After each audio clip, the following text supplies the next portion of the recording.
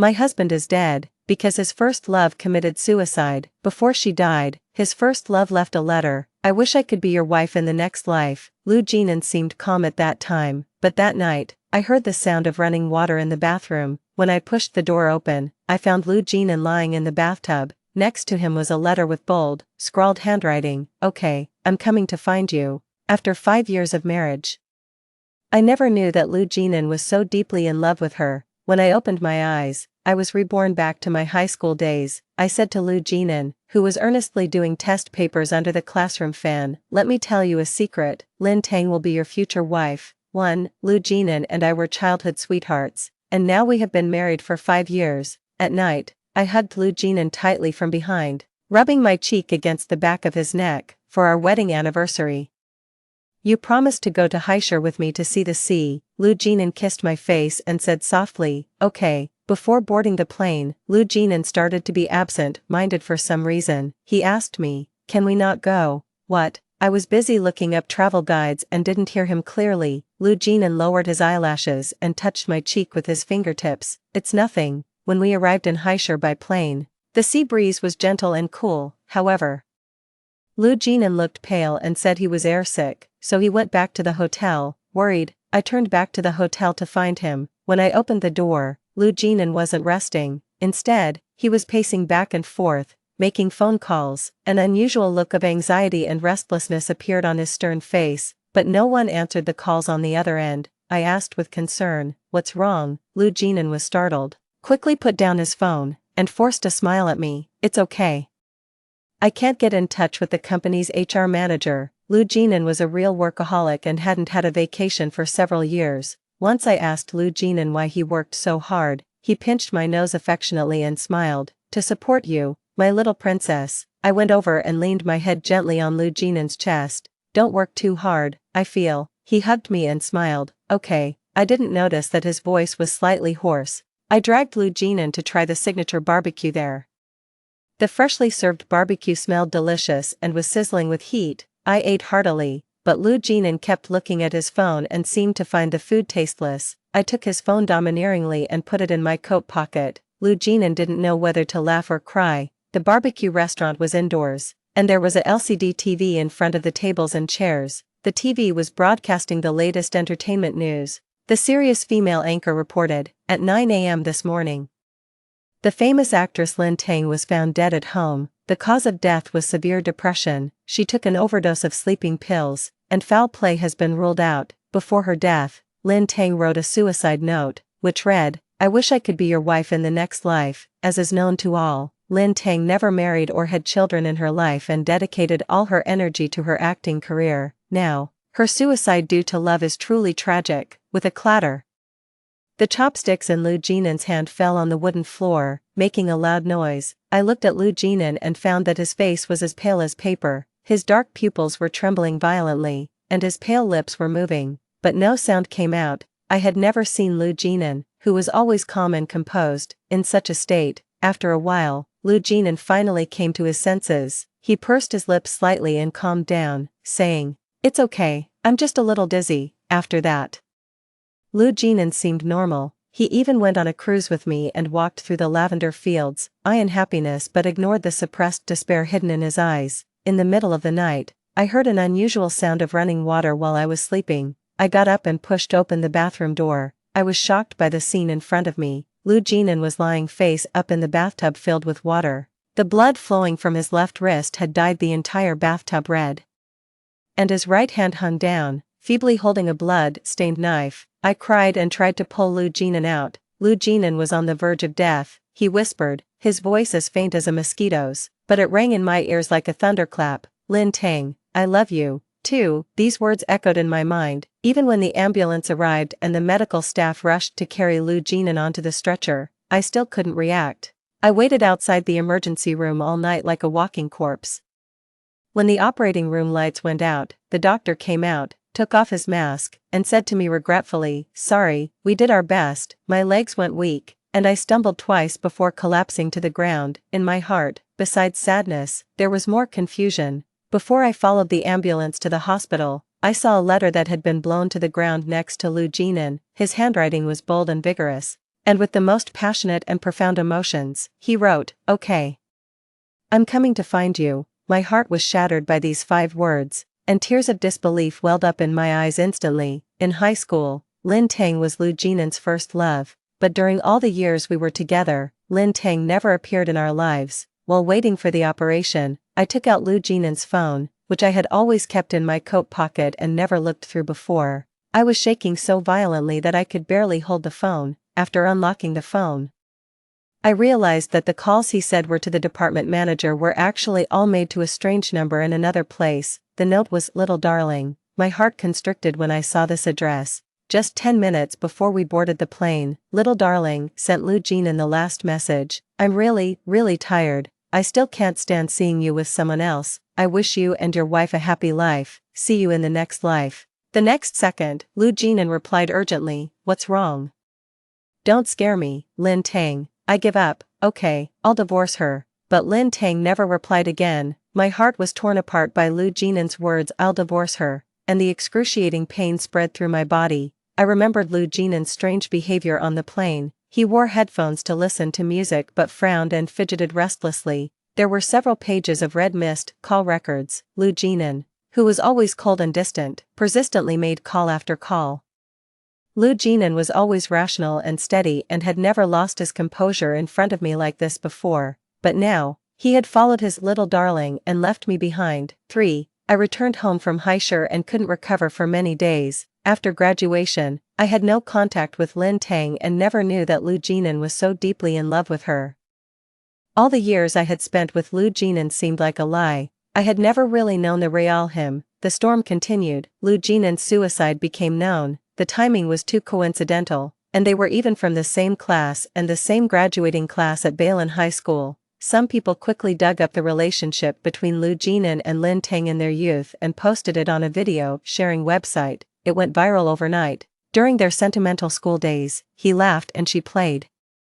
But later, for unknown reasons, they went their separate ways and never expressed their hidden love again. They shined in different fields, but no matter how high they climbed, they no longer had the right to embrace each other. My heart was completely empty, and I numbly watched those videos over and over again. When Lu Jinan attended corporate events in a suit, his eyes never left Lin Tang, who was invited onto the stage in a red dress. His eyes were filled with nostalgia and pain. On Lu Jinan's Weibo private account, he wished Lin Tang a happy birthday at 000 on the same day every year. He posted a picture of the little rabbit that Lin Tang liked the most and said cautiously and affectionately, "Happy birthday, Lin Tang." Even the cheap wristwatch that Lu Jinan always carried with him and wouldn't let others touch casually was a gift from Lin Tang many years ago. The flamboyant and charming actress and the noble and self-controlled corporate executive loved each other but couldn't be together. They were filled with regret until they both died for love. Everyone was in tears, lamenting that they were a real-life version of Liang Shanbua and Zhu Yingtai, and I, the original wife, was like the female Ma Wenkai. I laughed and cried like I had gone crazy. Lu Jinan and I had been childhood sweethearts for 20 years, even when his family fell on hard times. I found various excuses to help him, for fear of hurting his pride. After graduating from university, I accompanied Lu Jinan to start from scratch. We lived in rental apartments and ate instant noodles. In the biting cold of winter, we hugged each other for warmth in the cold quilt. He kissed me and we imagined all the things we would do in the future, but all this companionship couldn't compare to Lin Tang, who he had only caught a glimpse of in high school. Did my time and youth mean nothing in Lu Jinan's eyes? I never expected that. My private information was dug up. Just as I was on my way to pick up Lu Jinan's ashes, a group of fanatics blocked my way. The leader of the group threw sulfuric acid at me, her face distorted as she shouted, "You mistress who destroyed Lin Tang and Lu Jinan, die." The concentrated sulfuric acid splashed into my eyes and corroded my face. The intense pain was unbearable. I raised my head and stood up. But I was being stared at by the whole class. "Jiang Qianyao, not only did you sleep in my class, but you also talked in your sleep. Don't think you can do whatever you want just because your family is rich." 4. As my mind cleared, my dizzy vision gradually became clear. I saw my high school homeroom teacher looking at me angrily, and I saw Lu Jinan, who was sitting next to me, with a straight posture, wearing a school uniform, and looking straight at the blackboard. He was wearing black, framed glasses at this time, with his hair scattered over his forehead. exuding youthful vitality. I heard someone whispering, "Miss Jiang is pestering Lu Jinan to tutor her again, too bad she can't improve, and all she does is sleep all day." Lu Jinan must be the top student in the grade, has been taken a fancy to by a rich girl, the homeroom teacher roared. Jiang Qianyao, come and answer this question. If you can't answer it, stand outside. My university major had nothing to do with science, and I had long forgotten all the knowledge I learned in high school. I looked at the jumping math symbols on the blackboard in a daze. 1/3, a deep voice reminded me. 1/3, instead of answering with this easy to get answer, I said, "Teacher, I don't know." As soon as I finished speaking, I picked up my textbook and walked out. I saw the surprised look in Lu Jinan's eyes. There was no other reason.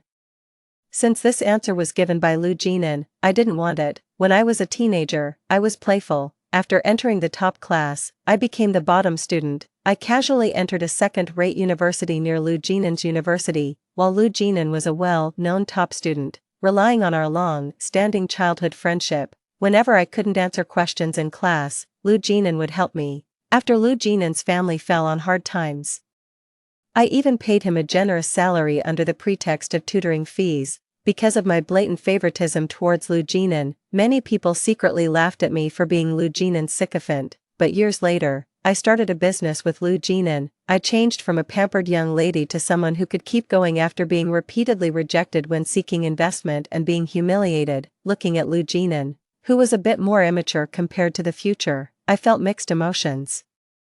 And hatred welled up in my heart unconsciously. In this life, I will never make the same mistakes again. After class, I stood for a whole class, and my legs were sore. I leaned against the wall and kicked my heels. Then I saw Lu Jinan walking straight towards me with a workbook in his hand. He asked me gently, "Are you tired?" I've explained this question several times. This time, I wrote down the analysis steps. Take a good look at it again. Lu Jinan smiled and handed me the open workbook, which had notes written in red pen. His handwriting was beautiful and neat. Just looking at the handwriting, I remembered that windy and cold night and his 5 bold, passionate words. 2 years ago, Lu Jinan's family went bankrupt overnight. His father fled, and his mother was depressed all day. He was mocked as a down and out noble young man who only had his pride left, and many people came to bully him. I rushed forward to protect him like a proud hen, but in the end, I was the one who was laughed at. In my previous life, after Lu Jinan died, I saw the diary he had saved on his phone long ago. Lin Tang is a ray of light that shines into my hopeless life. As for Jiang Qianyao, she just humiliated me with money when I was at my lowest.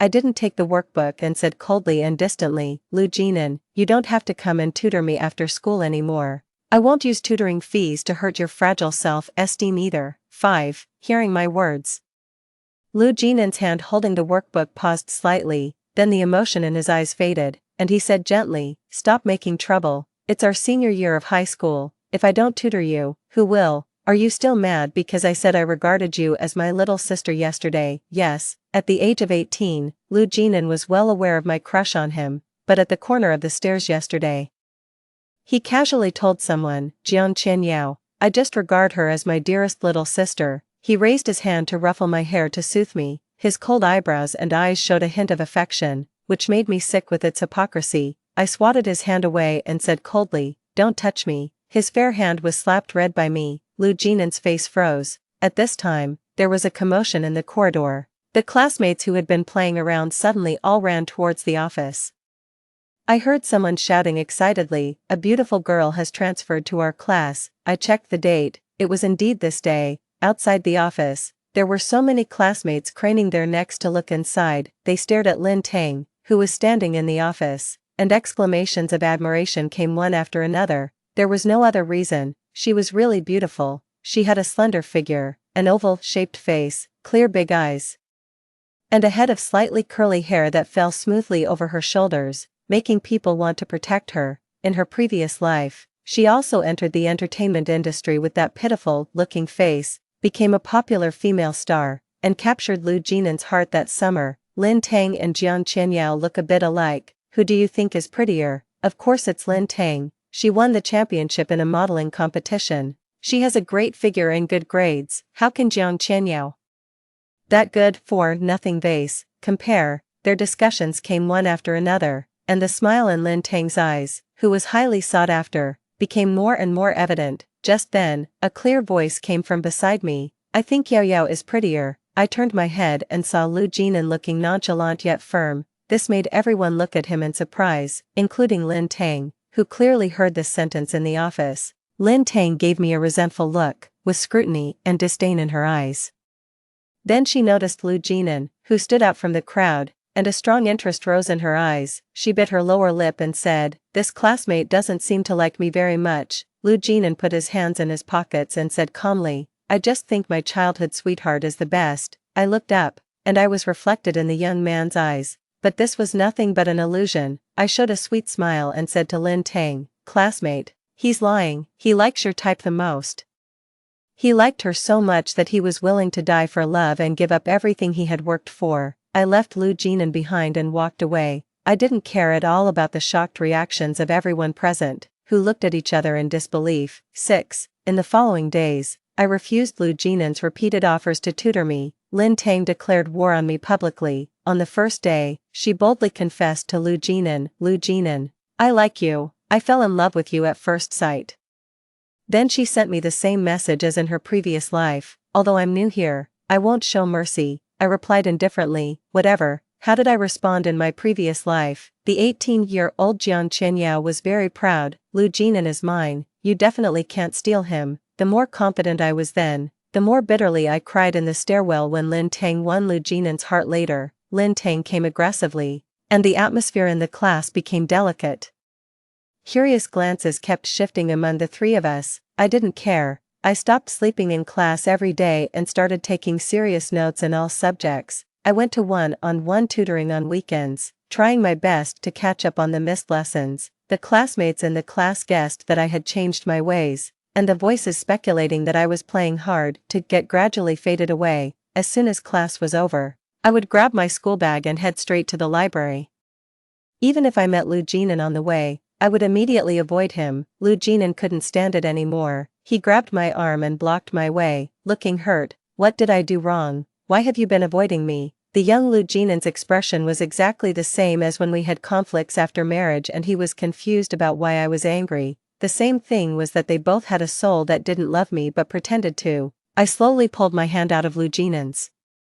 My silence obviously had a different meaning in Lu Jinan's eyes. He sighed and said, "Did what that transfer student said make you unhappy? You're not a child anymore. Don't distance yourself from me because of other people's words." "Okay, Lu Jinan." His words were interrupted. Lin Tang ran over from a distance, with a thin layer of sweat on her nose. She looked at Lu Jinan with a smile. "Jinan, why didn't you tell me you came to the library? Have you eaten the cookies I made?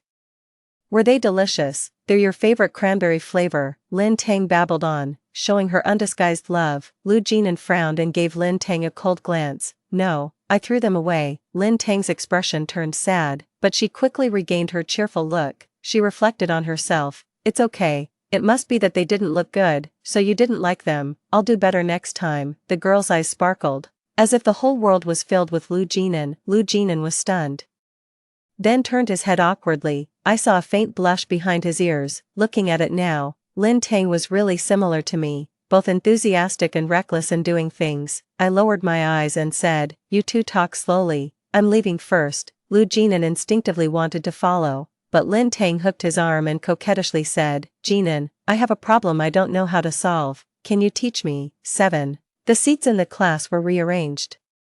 Lin Tang took the opportunity to apply to the homeroom teacher to sit next to Lu Jinan. When the homeroom teacher asked for my opinion, I agreed. Many female classmates came to say I was stupid for giving Lin Tang the chance to take over. I kept writing and drawing with my pen, not caring at all. It doesn't matter. What can be taken away was never mine in the first place. Lu Jinan, who was sitting in front of me, heard this and paused in his writing. Then he was in a bad mood the whole day. After class, Lin Tang, who had pestered Lu Jinan for the whole class, came up to him again to ask questions. Already in a bad mood, he was extremely annoyed. He simply put down his pen and frowned. "Aren't you supposed to have good grades? Why do you come to ask me such a simple question?" Lin Tang bit her lower lip in embarrassment. "But, I'm not the first one to ask you such questions." She glanced at me meaningfully. I raised my eyebrows and held up the test paper full of red check marks in my hand. Not to be outdone, Lin Tang pouted and retorted, a rich second generation dressed in designer brands must have famous teachers to teach them, of course. She doesn't need Lu Jinan, who was already in a bad temper, became even colder-faced, he said bluntly. Go away, don't bother me again in the future. Lin Tang didn't expect Lu Jinan to treat her like this, her eyes immediately filled with tears. She stomped her foot and ran away angrily. Lu Jinan had a gloomy face and a low-pressure aura. It was hard to tell who he was angry with. Lu Jinan buried his head in writing the test paper, and the pen made a rustling sound as it rubbed against the paper. During the summer break, the classroom was empty.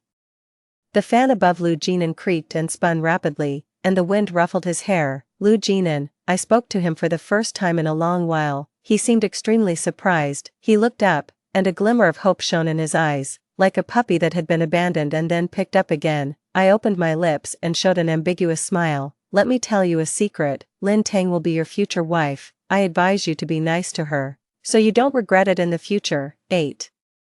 I rarely saw Lu Jinan so angry. He was like a wild beast holding back boundless anger. He stood up, crumpled the test paper in his hand, and clenched it tightly. You don't have to push me towards others. I'm not a toy to be passed around casually. He was also this angry in his previous life. Once after we got married, I was so angry that I blurted out, since you can't stand me, let's just get a divorce. At that time, Lu Jinan also looked like this, with anger, disbelief, and a deep sense of vulnerability in his handsome eyebrows and eyes. He hugged me tightly. Despite his tall and broad figure, I could feel his violent trembling. Don't say such things. Don't leave me, Yao Yao. The 28-year-old Lu Jinan's voice was broken, just as helpless and scared as when the 16-year-old him came to me in the middle of the night after his family went bankrupt overnight. He acted so well that even after his death, with all the evidence in front of me, I still couldn't believe that during all the years we were together, he had been in love with Lin Tang. 9.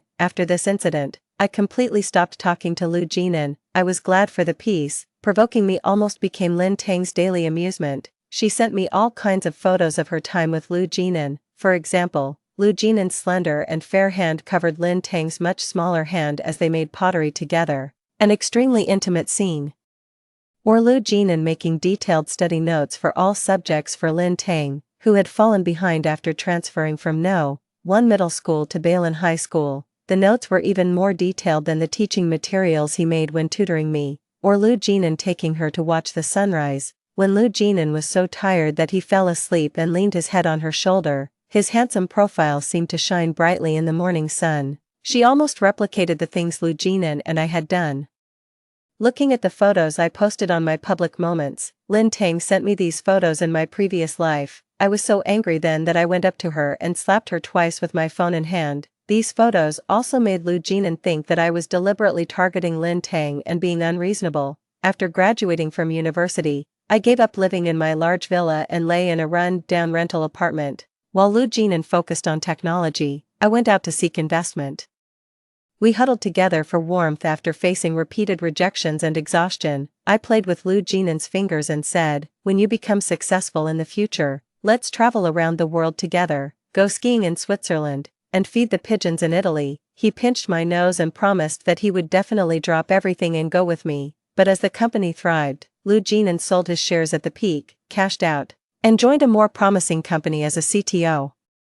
Although there was money, those promises were never mentioned again. Looking at their photos today, I felt nothing inside. I turned around, made a collection of these photos, and posted them on Moments. The caption was simple and clear, wish you everlasting love. I didn't block anyone and was completely open about it. Soon, my comment section was flooded with a series of question marks. After a long time, Lu Jinan only replied with one word, okay. After this incident, everyone believed that Lu Jinan and I had fallen out, and I finally had some peace and quiet. When the homeroom teacher heard about this, she was very touched. She took me to the office to show her concern. She was so excited that her saliva almost sprayed on my face. You've made great progress now. Finally, you're not focusing all your attention on Lu Jinan. You're sure to get good grades in the college entrance examination. 10. Lu Jinan gradually opened up his closed heart to Lin Tang.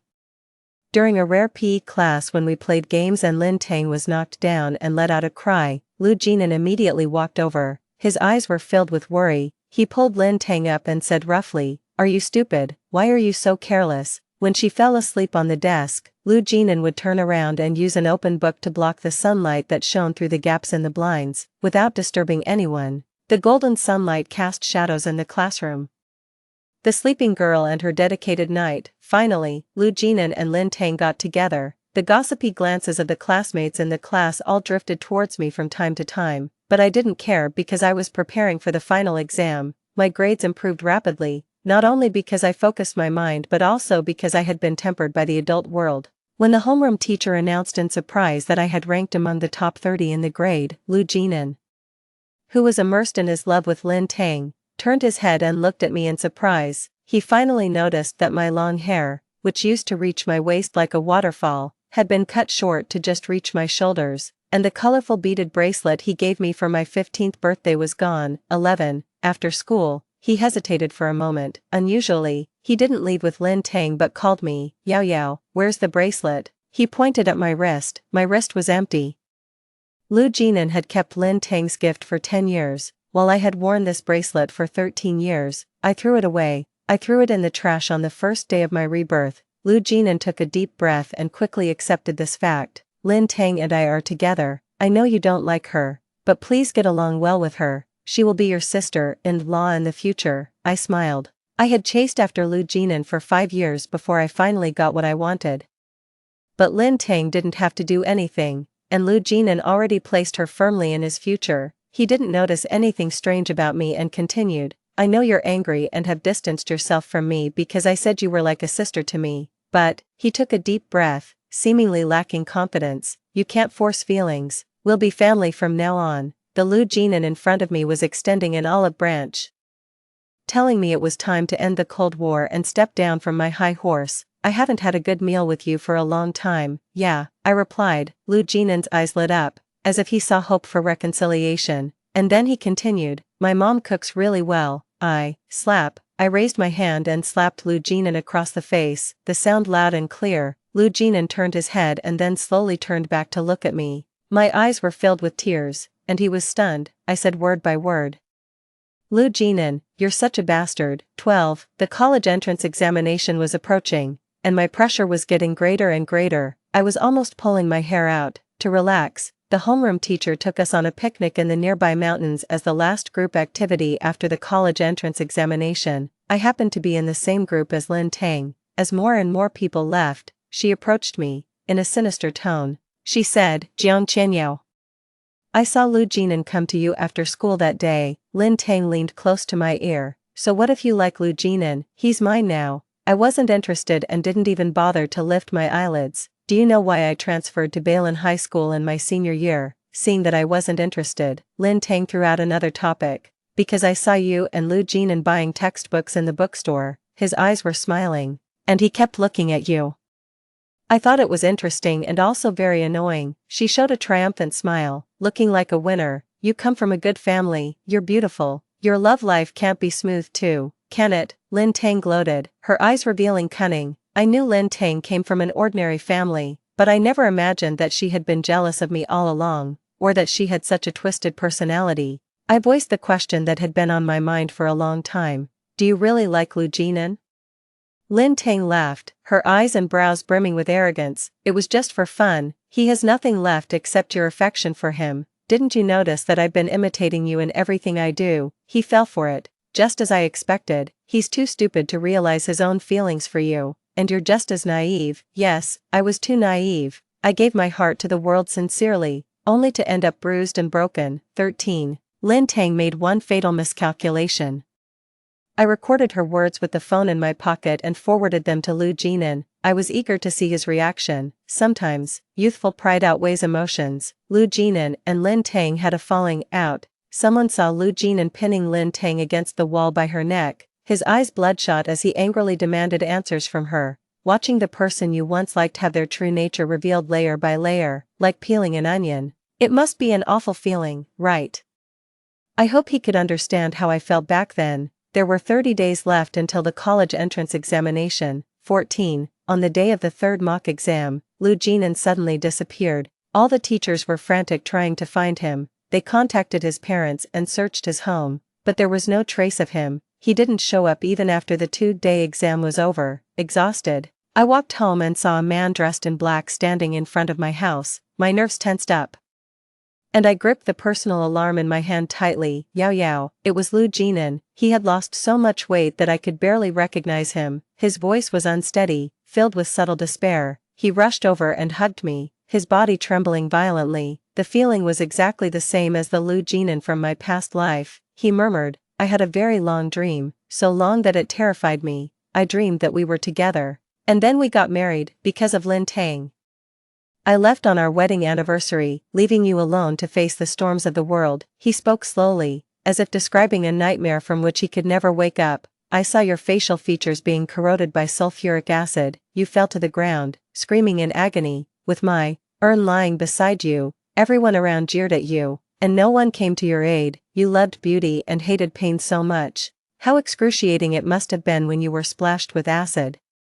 His voice was so hoarse that it was almost inaudible. I dreamed that you were finally taken to the hospital. Unable to accept your disfigured appearance, you committed suicide by jumping off a building on a spring day when your wounds were itching. I don't believe it. Tears welled up in his eyes and spilled over. This isn't real, is it? He looked at me with a manic glint, his eyes bloodshot, desperately hoping for a denial. I sneered, suppressing the overwhelming sense of grievance and indignation welling up inside me. It's all true. Lu Jinan staggered back in disbelief, then dropped to his knees in front of me, his once proud spine bent, as if it had been shattered. He buried his face in his hands, and tears streamed through his fingers as he began to sob. I'm sorry for you. He seemed to have lost his mind, rambling incoherently. After I died, as a spirit, I saw that Lin Tang wasn't dead at all. She had offended someone in the country and faked her death to escape. Jealous of our happy marriage, she deliberately texted me saying she was going to kill herself. How could I be so stupid? We were married for 5 years, so happy. We were planning to have a baby next year. His face contorted with pain. I destroyed it all. He couldn't tell the difference between the past life and the present. Lost in madness, I felt nothing. Watching Lu Jinan in such a pathetic state, I only felt contempt. I left him there, sobbing and repenting, and walked away without looking back. 15. Lu Jinan and Lin Tang broke up completely. The college entrance examination arrived soon. A few sheets of paper determined the outcome of 3 years of hard work. I wrote without stopping, drawing a perfect conclusion to those 3 years. Lu Jinan performed poorly in the exam. His scores were just barely enough to get into a key university, and he became a cautionary example for the teachers.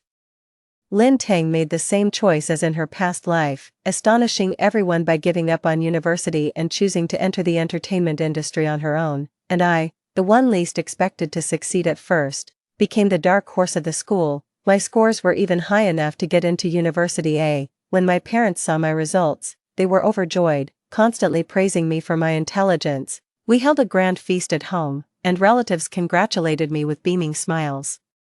Lu Jinan sent me text messages over and over again, tentatively asking where I planned to apply. If it was University A, I guessed he wanted to apply to a school in the same city as me. When the acceptance letter arrived, I was admitted to the top major at University W, which was a full 2,000 kilometers away from the university where Lu Jinan was admitted. Life is too short and unpredictable. I want to learn many things. I thought I could finally have some peace. But in the first month of university, I saw Lu Jinan downstairs of my dormitory. He looked travel-worn, his face etched with the exhaustion of a long journey. Yao Yao, I'm sorry for you. He looked at me intently, his eyes filled with pleading. I cared so much about Lin Tang before because I felt guilty towards her. I've always felt bad, thinking that it was my comment about her being beautiful and photogenic that made her become a star. I never expected her to commit suicide. I was consumed by guilt, and that's why I just realized now that I've always loved you. I remembered all this to atone for my sins. Looking at his broken expression, I felt as desperate as I did when I witnessed his suicide. I curled my lips and said, I saw the messages on your phone. His face turned pale instantly. You told Lin Tang that you admitted defeat, asked her not to die, and said you would divorce me. After all those years together, you were thinking about Lin Tang every single moment. We supported each other through thick and thin. But on our wedding anniversary, you made me see my husband's dead body with my own eyes. Is this what you call love? Finally, with disgust in my voice, I said coldly. Leave, I never want to see you again. My roommates said they saw a man standing in the same spot all night. He was like a silent statue. 16, I thought Lou Jinan would give up, but he crossed 2,000 kilometers to see me every month. He didn't bother me, he just took a distant look and left. Every time, he would quietly leave a gift behind. Sometimes it was a bouquet of roses, sometimes a beaded bracelet, and sometimes souvenirs from all over the world. The love and gifts that were overdue from the past life finally arrived in this life. But I didn't keep any of them, I threw them all away. I didn't need them anymore in this life. When I received the gift for the 10th time and saw Lou Jinan's desolate back, I called out to him. A glimmer of hope lit up in Lou Jinan's eyes, colder than the night, but it was extinguished by my words. Don't come again. Every time I see you, I have nightmares. What kind of nightmares? The answer was obvious. All the color drained from his face, and his eyes returned to their bottomless darkness. After a long while, he replied dejectedly, okay. Lou Jinan kissed my cheek gently and said, okay, but he still insisted on wishing me a happy birthday every year. Happy birthday, Jiang Qianyao. May every year be free from misfortune. Until I turned 30, the birthday wishes still arrived on my phone punctually every year. On the day of my 30th birthday, on my wedding day, Lou Jinan, who was suffering from depression, jumped off the rooftop of the hospital.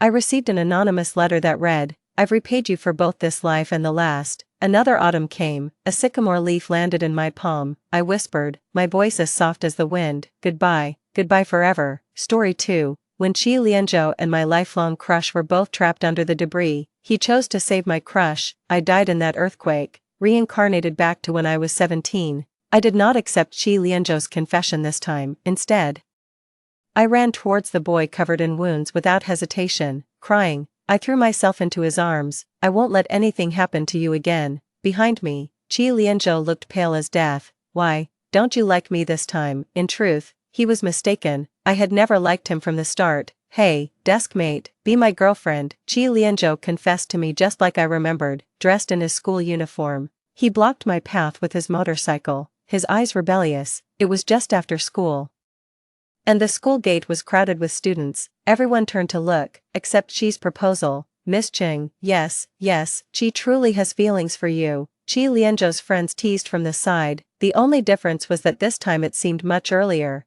In my previous life, he confessed just before graduation. Now, we were only in our second year of high school. Perhaps because I really didn't want to see him, I didn't notice his slightly nervous expression. In my previous life, he had been confident. Sorry, I don't like you. I gave a completely different answer than in my past life. After saying this, I didn't look at him again and turned around to leave amidst the stunned crowd. Qi Lianzhou grabbed my wrist. Wait, I frowned and pulled away, stepping back with a guarded look. May I ask why? He asked, his gaze inquisitive. After a moment, I decided to tell him the truth to let him give up. Because there's someone else I like.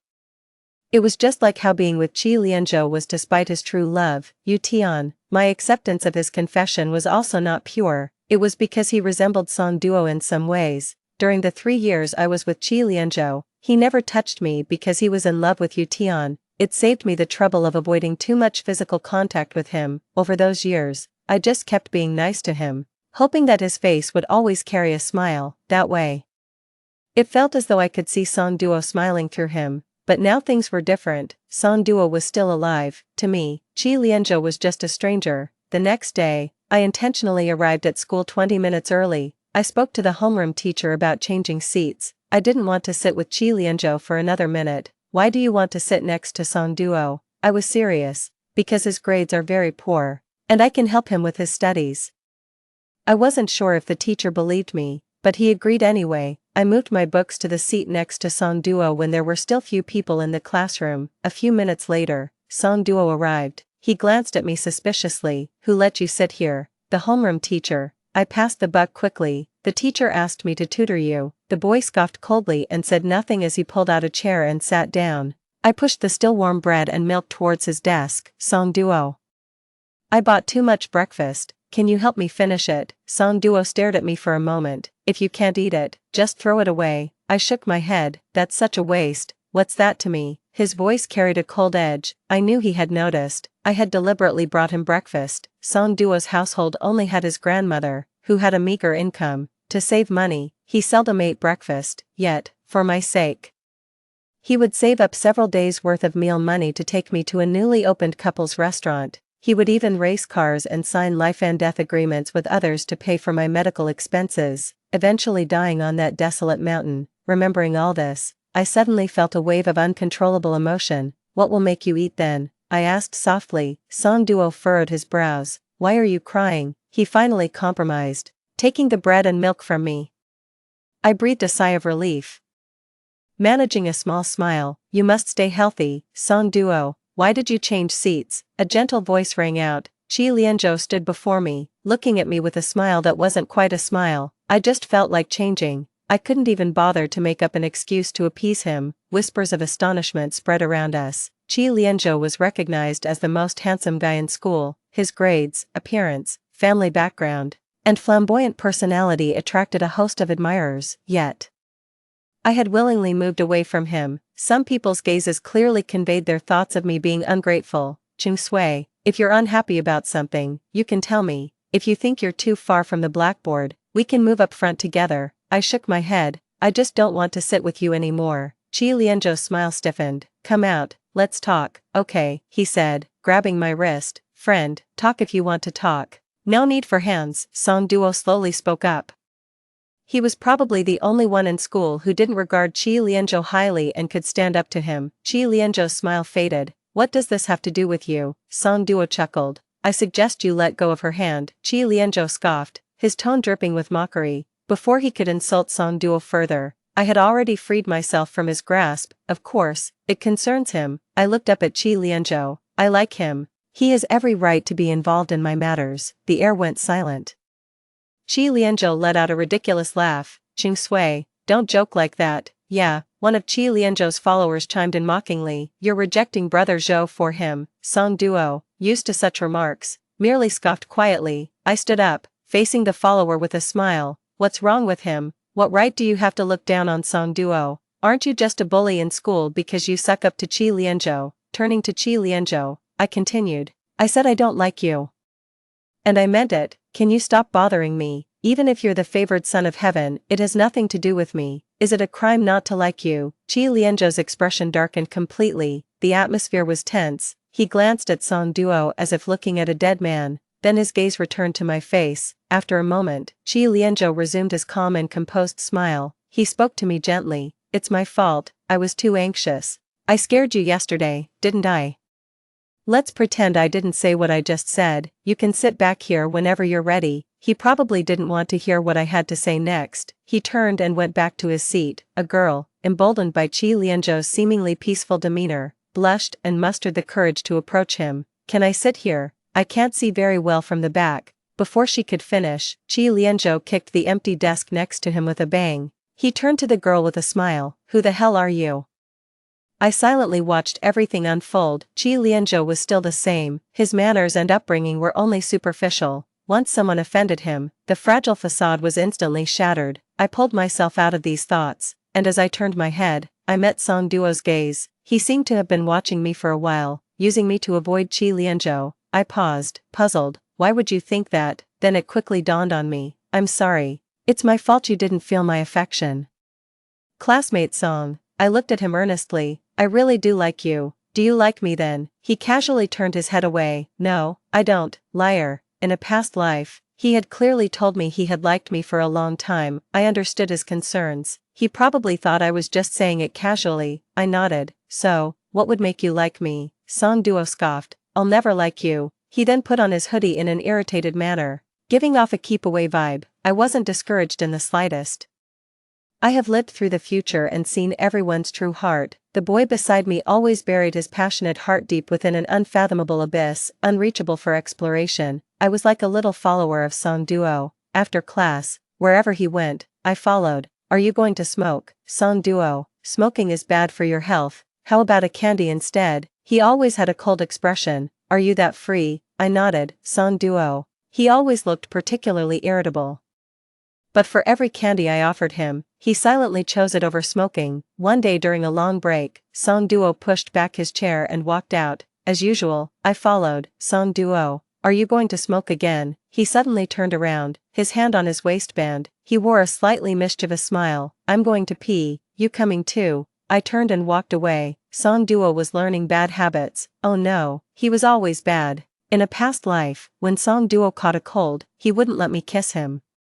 I insisted on kissing him, so he deliberately took a drag of his cigarette and blew it into my mouth. I choked and teared up, and only then did he leisurely wipe the tears from my eyes. I told you to stop bothering me. I was always determined to win Song Duo over. I always thought it was just a matter of time, until one day, I noticed something was off. In class, he began to daydream frequently. He unconsciously smiled while looking at his phone. After class, he left his phone on the desk and went out alone. Suddenly, his phone buzzed, the screen lit up. Instinctively, I glanced over. A notification popped up on the lock screen, showing a girl's avatar. If you like it, that's good. My heart sank for a moment. I remembered clearly that besides me, there were no other girls around Song Duo. Despite coming from a modest background, his good looks never left him short of admirers. Yet, Song Duo never paid attention to anyone.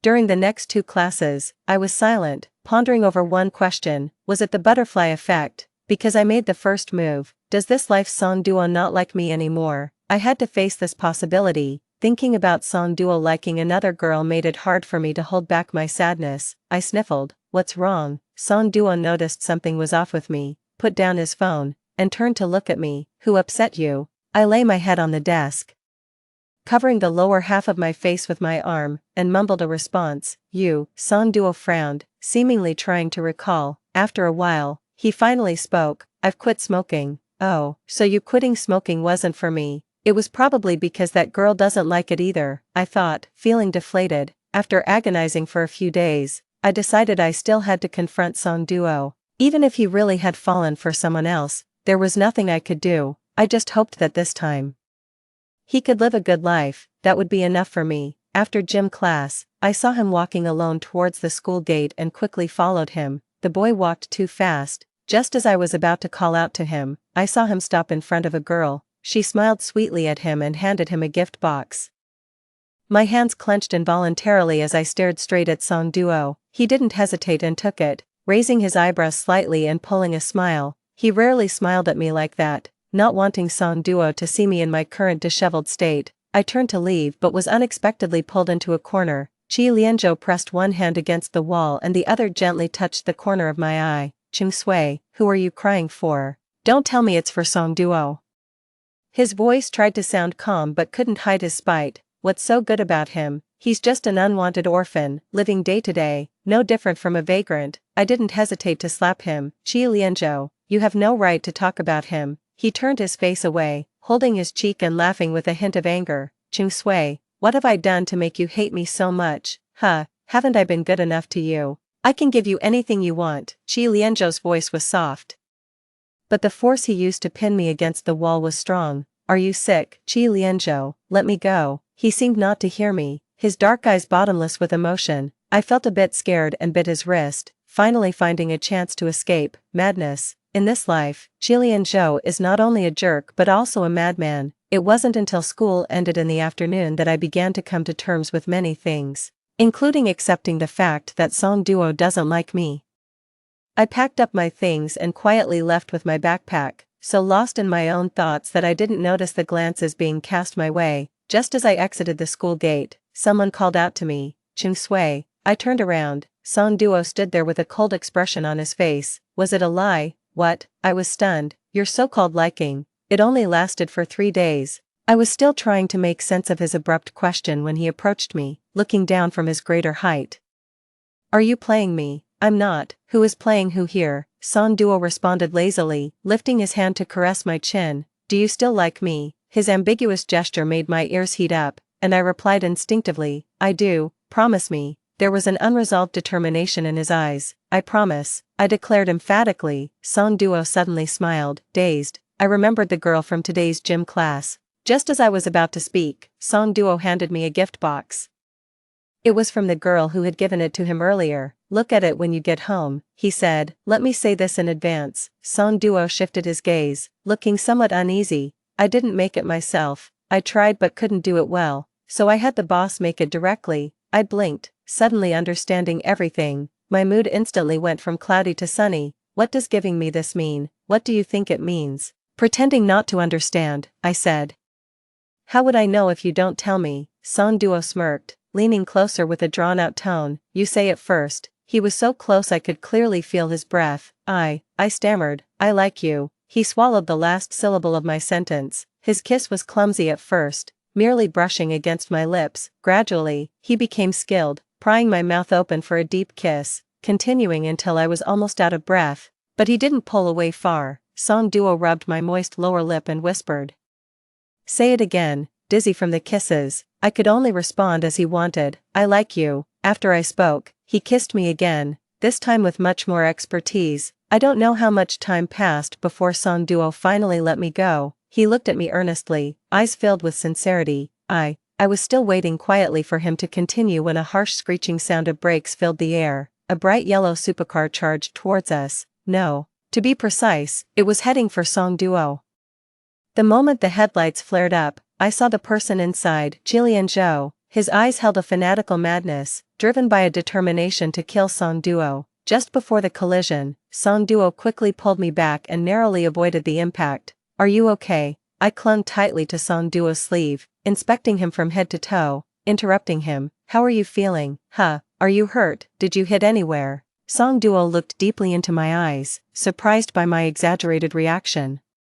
After a few seconds, he pulled me into his embrace, his hand gently stroking the back of my head. I'm fine, don't be afraid, I'm only going to say this once. Qi Lianzhou got out of the car and leaned against the door, utterly indifferent to his recent actions. A slight smile curled at the corner of his mouth as he spoke softly. Friend, stay away from Ching Sui. Song Duo met his gaze and pulled me behind him. Otherwise, I have countless ways to make your life miserable, worse than a dog's.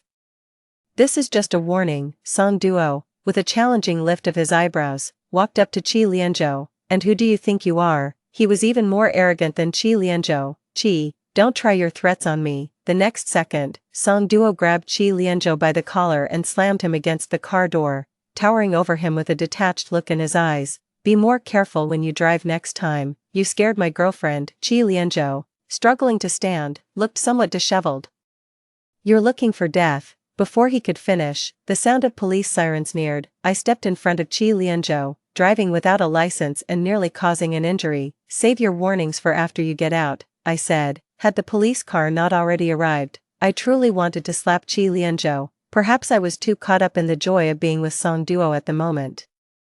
I failed to notice the near madness in Qi Lianzhou's eyes as he watched us walk away, a clear sign of his crumbling sanity. The next day, Qi Lianzhou didn't show up at school, giving me a rare sense of relief. When I sat down, I purposely lifted my arm to show off the bracelet. Last night, I had opened the gift box from Song Duo. It was a bracelet, likely custom-made, with a silver wheat sheaf embedded in the middle. Sui, for wheat sheaf.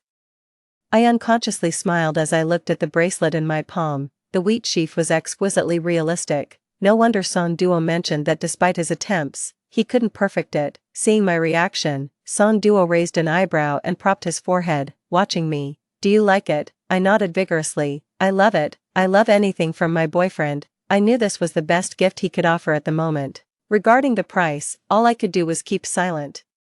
Showing any concern about the cost would only dampen the mood for both of us. Song Duo lazily chuckled and lifted his hand to pinch my earlobe. As the classroom buzzed with noise before morning self-study began, our corner was filled with a different, spreading tender atmosphere. Out of the corner of my eye, I saw a girl approaching. Remembering she had asked me several questions before, I pushed Song Duo's hand away. Just a moment, then, turning with a smile to the girl, you wanted to ask, could you please make way? I asked, bewildered as I stood up. The girl, her face flushed and eyes sparkling, looked eagerly at Song Duo. Song Duo, I baked some extra cookies yesterday, could you try them and tell me how they taste? Great, even a boyfriend as poor as him is irresistibly charming. I watched Song Duo with a half smile, but he remained as calm as someone watching a play. Returning my gaze nonchalantly as if to say, it has nothing to do with me. Only when my expression turned dark enough to squeeze water out of it did Song Duo finally speak leisurely. Sorry, the girl was taken aback, her face filled with disappointment. My girlfriend doesn't allow it, he said, glancing at me. Following his gaze, the girl looked at me, hesitated for a moment as she understood the situation, and then left with an embarrassed expression without saying a word. You know. Even when you grow old, that face of yours will never look tame, I teased Song Duo carefully. More than that, he replied shamelessly, even in death, this face will be unforgettable, believe it or not. I stiffened, feeling a chill run through my veins as the words of Qi Lianzhou from a past life echoed in my mind. He stood in front of my hospital bed with a cold tone. Song Duo lost, he died in a car crash on the mountain, but I promised him, win or lose, that I would provide enough money for your surgery. You can return to school once you're well. It seems I've grown too complacent recently, underestimating the cause of Song Duo's death in my past life. In my previous life, right after entering the senior year of high school, I was diagnosed with a gastrointestinal stromal tumor, a disease with a mysteriously vague cause attributed to a genetic mutation, after my father died when I was young and my mother remarried and moved away. It was my uncle's family who grudgingly raised me, but after the diagnosis, my uncle found an excuse to move out with his family, leaving me with a house lease that was 2 months away from expiring. I don't blame them, they had already done a lot just by feeding me and raising me. Without money for surgery, I had no choice but to endure until I couldn't anymore and fainted, only to be found by Song Duo. It was supposed to be a plain and sad story of two poor souls comforting each other. But I never expected Song Duo to go to such lengths for me. The surgery only cost 50,000 yuan. For that amount, Song Duo turned to Qi Lianzhou and his wealthy friends, signing a life-or-death contract to race cars, eventually dying in a crash on a desolate mountain. 50,000 yuan bought the life of a reckless young man. Now, looking at the lively expression of the boy in front of me, it suddenly overlapped with the image of him lying breathless in the funeral home. Instinctively, I grabbed his hand. In this life, I absolutely cannot watch him get into trouble again. I can't let him get involved in racing. What's wrong? Song Duo asked, frowning as he held my hand back. Are you feeling unwell? I looked at him, slowly shaking my head, but his words served as a reminder. Although I was only diagnosed in my senior year in the previous life, I still went to the hospital for a checkup the next day. Everything was normal. I'm not sure if due to the butterfly effect I won't fall ill again in this life, but I started preparing a year early anyway. I took part-time jobs in my spare time to save money. Tutoring during the winter and summer vacations should help me save even more. At least this time, I won't let Song Duo risk his life for 50,000 yuan. 16. Qi Lianzhou returned to school. My peaceful days with Song Duo were short-lived. One day, Song Duo did not come to school on time. He didn't reply to my messages either. It wasn't until the second gym class that I heard some rumors. Song Duo is really cursed. His grandmother died, and now he's lost the last relative he had in the world. How do you know that? I heard it today when I went to deliver the attendance sheet to the homeroom teacher. They say she died suddenly. As the words fell, Qi Lianzhou appeared in front of me. Died suddenly. Sue, he said, concern in his eyes. Why do you look so pale? Qi Lianzhou instantly looked panicked. Glancing briefly in the direction of my stomach, he made a move to pull me close. Is it? Don't touch me. The air grew tense. I stared blankly at Qi Lianzhou. Song Duo's grandmother passed away. Qi Lianzhou frowned. 2 seconds later, he suddenly looked up at me, his gaze deep and meaningful. What do you mean? The air around us seemed to chill instantly. Ignoring my struggles, Qi Lianzhou pulled me into a secluded corner. Do you suspect me? I silently stared at him. He suddenly chuckled mockingly. Sue, have I been spoiling you too much? He stepped closer leisurely, going after a defenseless old woman. Do you think I'm a beast? I was cornered against the wall. His hand slowly lifted to my neck, his fingers slightly tightened. I immediately struggled to breathe, trying to push his hand away, but Qi Lianzhou was immovable. Cough, cough. Just as I felt overwhelmed by suffocation, he let go. I collapsed to the ground, gasping for air. Qi Lianzhou suddenly came to his senses, kneeling in front of me. Sue, I didn't mean. His rapidly changing expressions were like those of someone with severe schizophrenia. No. I instinctively shrank back. Qi Lianzhou's outstretched hand hung in the air. After a moment, it dropped. He stood up quietly and turned to leave. His steps halted. His silhouette bore a trace of loneliness and helplessness. Believe it or not, I really didn't intend to do anything to you just now, Sue.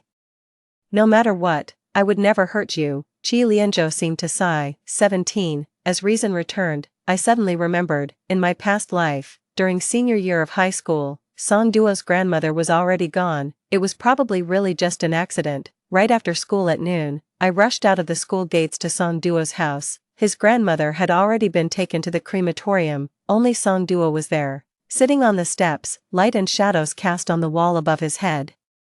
Tiny dust particles settled on his shoulders, even his shadow seemed somewhat lonely. Song Duo. He turned around, his eyes slightly red, my heart ached instantly, his eyes drooped, suppressing all emotions, his voice was soft and hoarse. Sue Sue, I have no family left now. This was the first time the usually bold and unrestrained Song Duo showed his vulnerable side in front of me. I sat down beside Song Duo, at a loss for words. I simply placed my hand in his, holding it quietly. Through this action, I told him, you still have me. At the beginning of our second year of high school, that early autumn, Song Duo and I were left with just each other again. Fortunately, I had come to his side a year earlier. This time, our roles were reversed. I comforted Song Duo, preventing him from silently enduring everything again.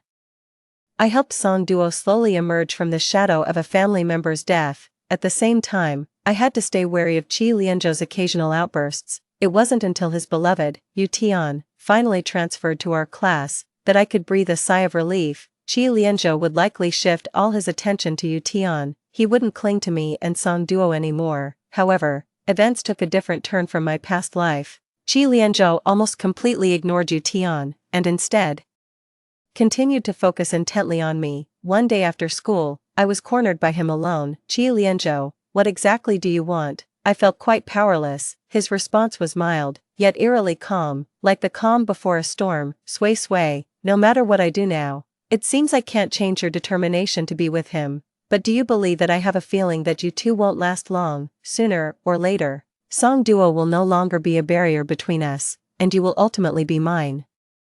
I had a suspicion deep down, but I dared not think too much about it. Later, not long after advancing to our third year, my suspicion was confirmed. I wasn't the only one who had been reborn. Qi Lianzhou had been reborn too. In the second term of our second year, Song Duo had completely given up on studying and frequently took leaves of absence. He admitted that he truly had no talent for academics. As for what he was doing instead, he kept his lips sealed. During lunch one day, a question suddenly struck me. Why don't you just drop out altogether? Isn't it tiring to keep running back and forth from school? Song Duo scoffed. While scooping the plump dumplings from his bowl into mine, he said leisurely, if I'm not at school, what would you do if that Qi guy starts pestering you? I found myself unable to refute. In the time that followed, I noticed that Song Duo frequently had new injuries before the old ones had healed. I knew that if I asked Song Duo, he wouldn't say anything, so I decided to follow him the next time he went out. Brother Duo,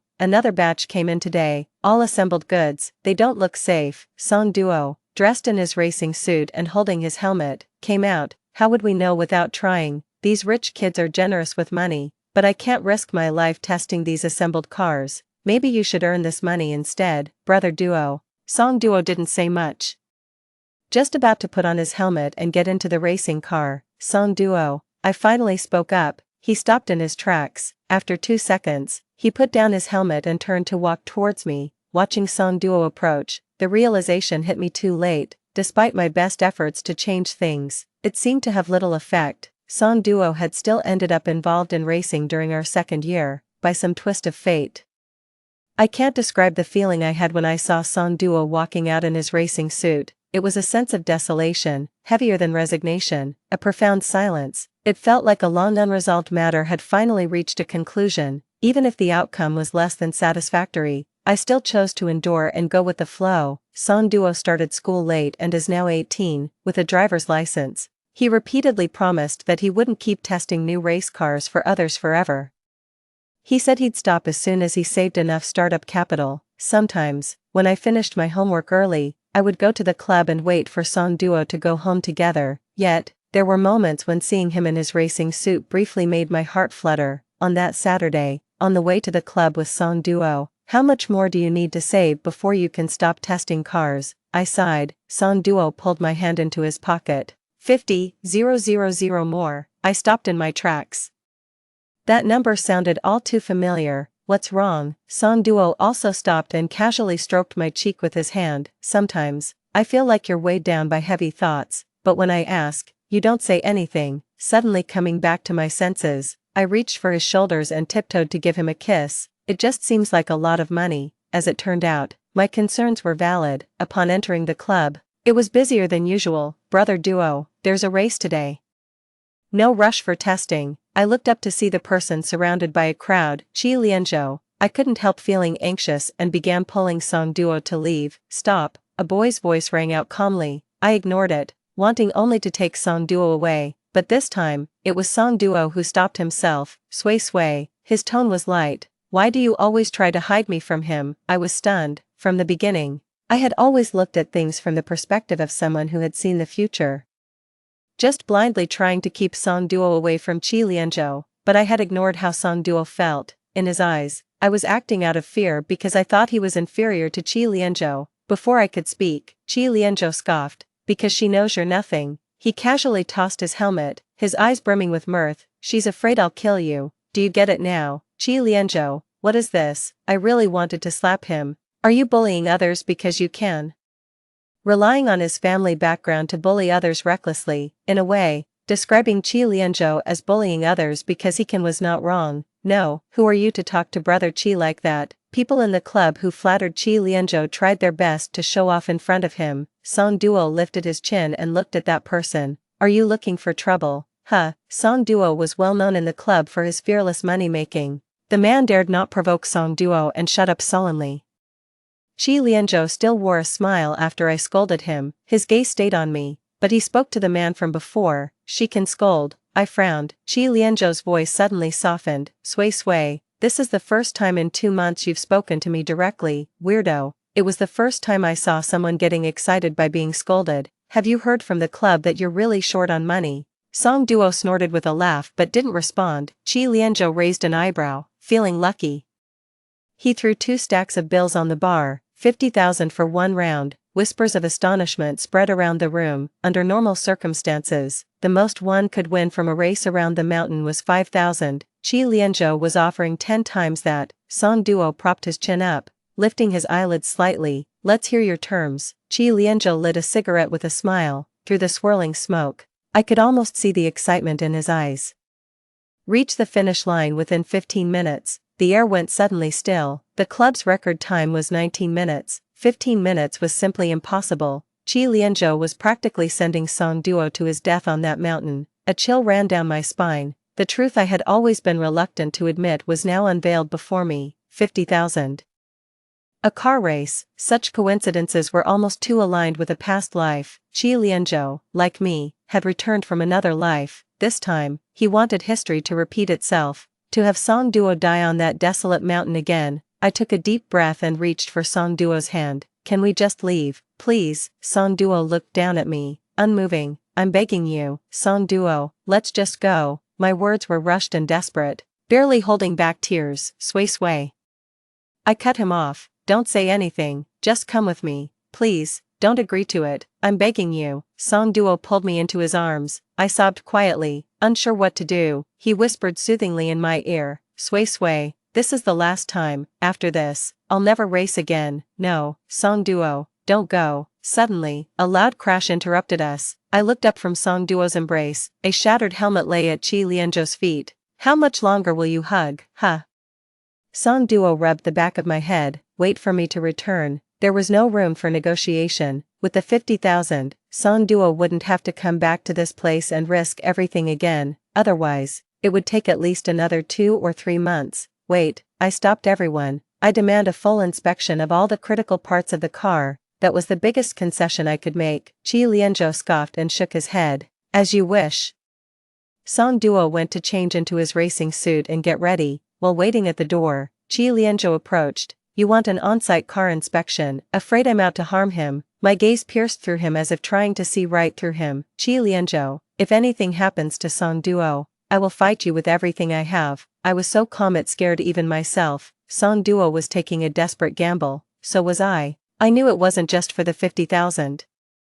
Part of it was because he refused to show weakness against Chi Lianzhou. Chi Lianzhou's smile stiffened. Ching Sui, you really did it. As Song Duo finished changing his clothes and came out, Chi Lianzhou had already left. I couldn't care about anything else, just kept repeating, you know, we don't absolutely need this 50,000 yuan, Please don't risk your life gambling for it, Song Duo. Look at me. I've been here waiting for you. You can't just leave me alone, right?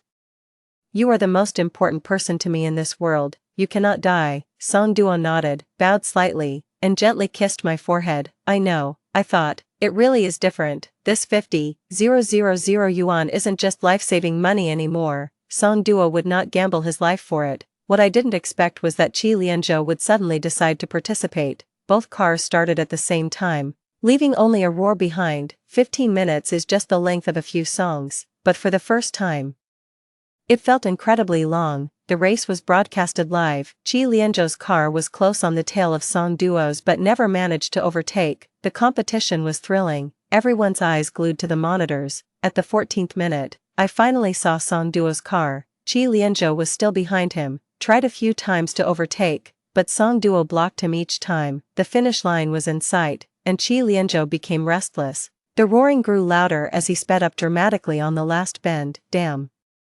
Is Qi going crazy? Overtaking on a bend is both an opportunity and a risk. The last stretch of the road was out of the camera's view. Everyone gathered at the finish line, watching intently. Who do you think will win? Qi, probably, with that overtaking move. I think so too. The broadcaster's tone, initially serious, suddenly became excited. Damn, this exclamation echoed around the venue. Then, a car appeared in everyone's view. 3 seconds later, a sprint. It was Song Duo.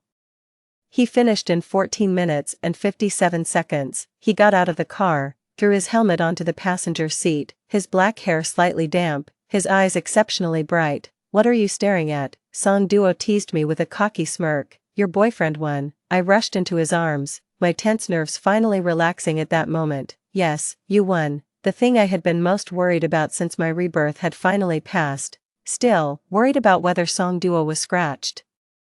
I immediately pulled him towards the changing room. Ching Sui, behind us, Qi Lianzhou's voice broke out for the first time in a desperate tone. Are you completely ignoring me now? I hadn't just ignored the voices behind me. Qi Lianzhou's attempt to overtake had failed, resulting in him scraping against the mountain wall. He probably got slightly injured, but what does that have to do with me? I didn't want to deal with that madman. But Song Duo had had enough. He turned around, quickly walked up to Qi Lianzhou, grabbed his collar, and delivered a clean punch. Qi Lianzhou leaned against his car, preventing a fall. Last warning, stay away from my girlfriend. I remembered the scenes where he made things difficult for Song Duo and couldn't help but walk over, looking at the disheveled boy. I hate you, Qi Lianzhou, I said, exasperated. Stop bothering me. You're making me feel like. I paused, searching for the right words. A mangy dog. It's really off-putting.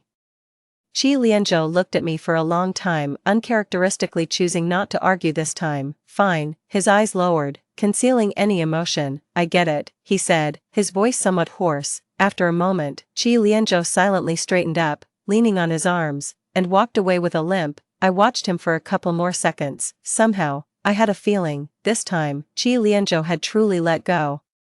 Song Duo had managed to gather enough funds and decided to formally drop out as soon as his senior year of high school started. He began to get very busy. Sometimes, he would force himself to pick me up from school, and the exhaustion was clearly visible under his eyes. Qi Lianzhou disappeared from my life for a long while. The next time I heard about him, he had been hospitalized for a long time. He must have some strange illness. Even the doctors can't figure out what it is. But he's getting weaker by the day, I was told. Just then, I received a call from Qi Lianzhou. After a moment's hesitation, I answered. You remember everything, don't you? I asked, knowing since I found out that Qi Lianzhou was also reborn, he would eventually suspect me. Yes, I replied. I thought he might ask me to visit him, but instead, we just chatted casually over the phone. Ching Sui, did you ever actually like me? His voice was so emotionless, he already knew the answer.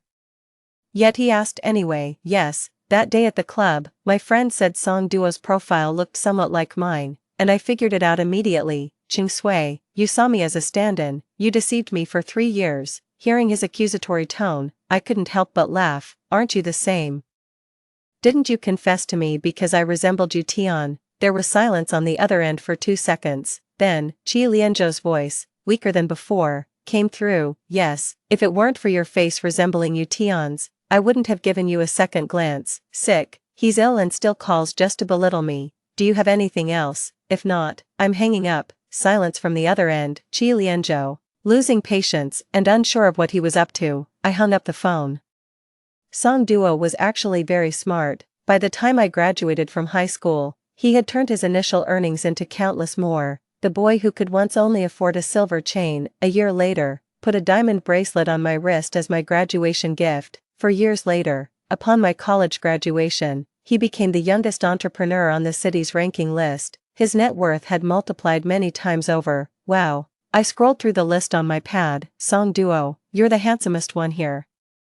The man scoffed lazily. Most of these guys are in their 40s and 50s, you're comparing me with them. Unconvinced, I continued scrolling. Indeed, I came across another handsome man just 2 years older than him. No, look, this one is just 2 years older than you, and he's handsome too. He looks like a polished scoundrel. Song Duo came over, pulled the tablet from my hands, and stopped my browsing. That's enough. Then he bent down and picked me up, his face expressionless.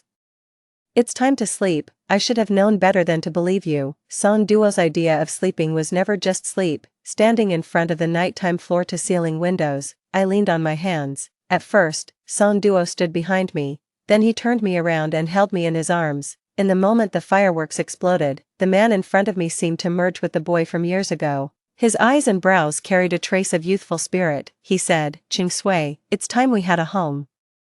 I collapsed, exhausted, resting on his shoulder, but my mind was clear, so I wrapped my arms around his neck and whispered in his ear, "Then let's get married." The quiet night outside the window settled my long turbulent heart at that moment. This was the ending I had waited 2 lifetimes for. Extra story. Do you have anything else? If not, I'm hanging up. Chi Lianzhou was about to speak when a suffocating sensation hit his chest. Chi Lianzhou, Ching Sui urged from the other end of the phone.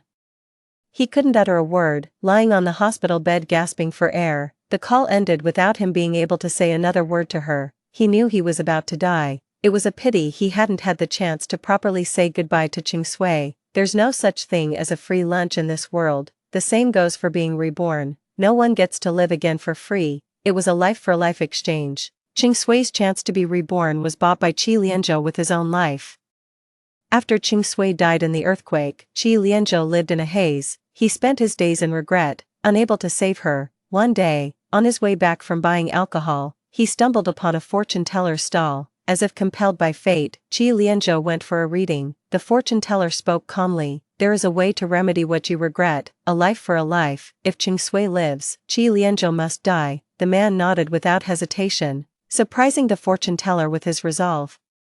Perhaps it was his determination that softened the fortune-teller's heart a bit. He then gave Chi Lianzhou a chance to be reborn, but only for a year. After a year, he would die of a sudden illness. I frowned, stepping back with a wary look. So, he rushed to confess his feelings to Ching Sui, cherishing every second he spent with her. But things didn't go as hoped. In this lifetime, Ching Sui didn't want him, or perhaps, she had never truly liked him. After realizing he was just a stand-in, Chi Lianzhou, despite his leg injury, drank a lot. While drunk, he wanted to call Ching Sui to confirm his suspicions, but instead, he became even more cowardly. He passively avoided confronting the issue. As death approached, Chi Lianzhou suddenly saw many things in a new light. Initially, after being reborn, he wanted to eliminate anyone who coveted Ching Sui. Now he thought again, it didn't matter, he was about to die. To go after Song Duo, who would look after her then. Chi Lianzhou felt his body deteriorating.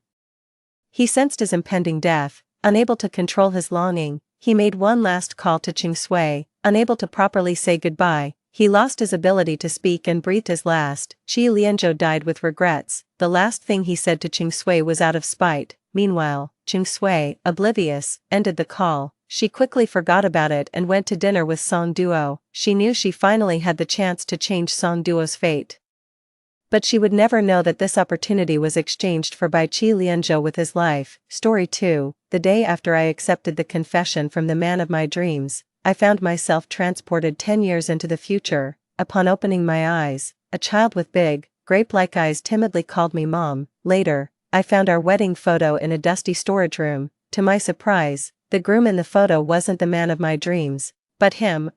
I woke up and found myself 10 years into the future.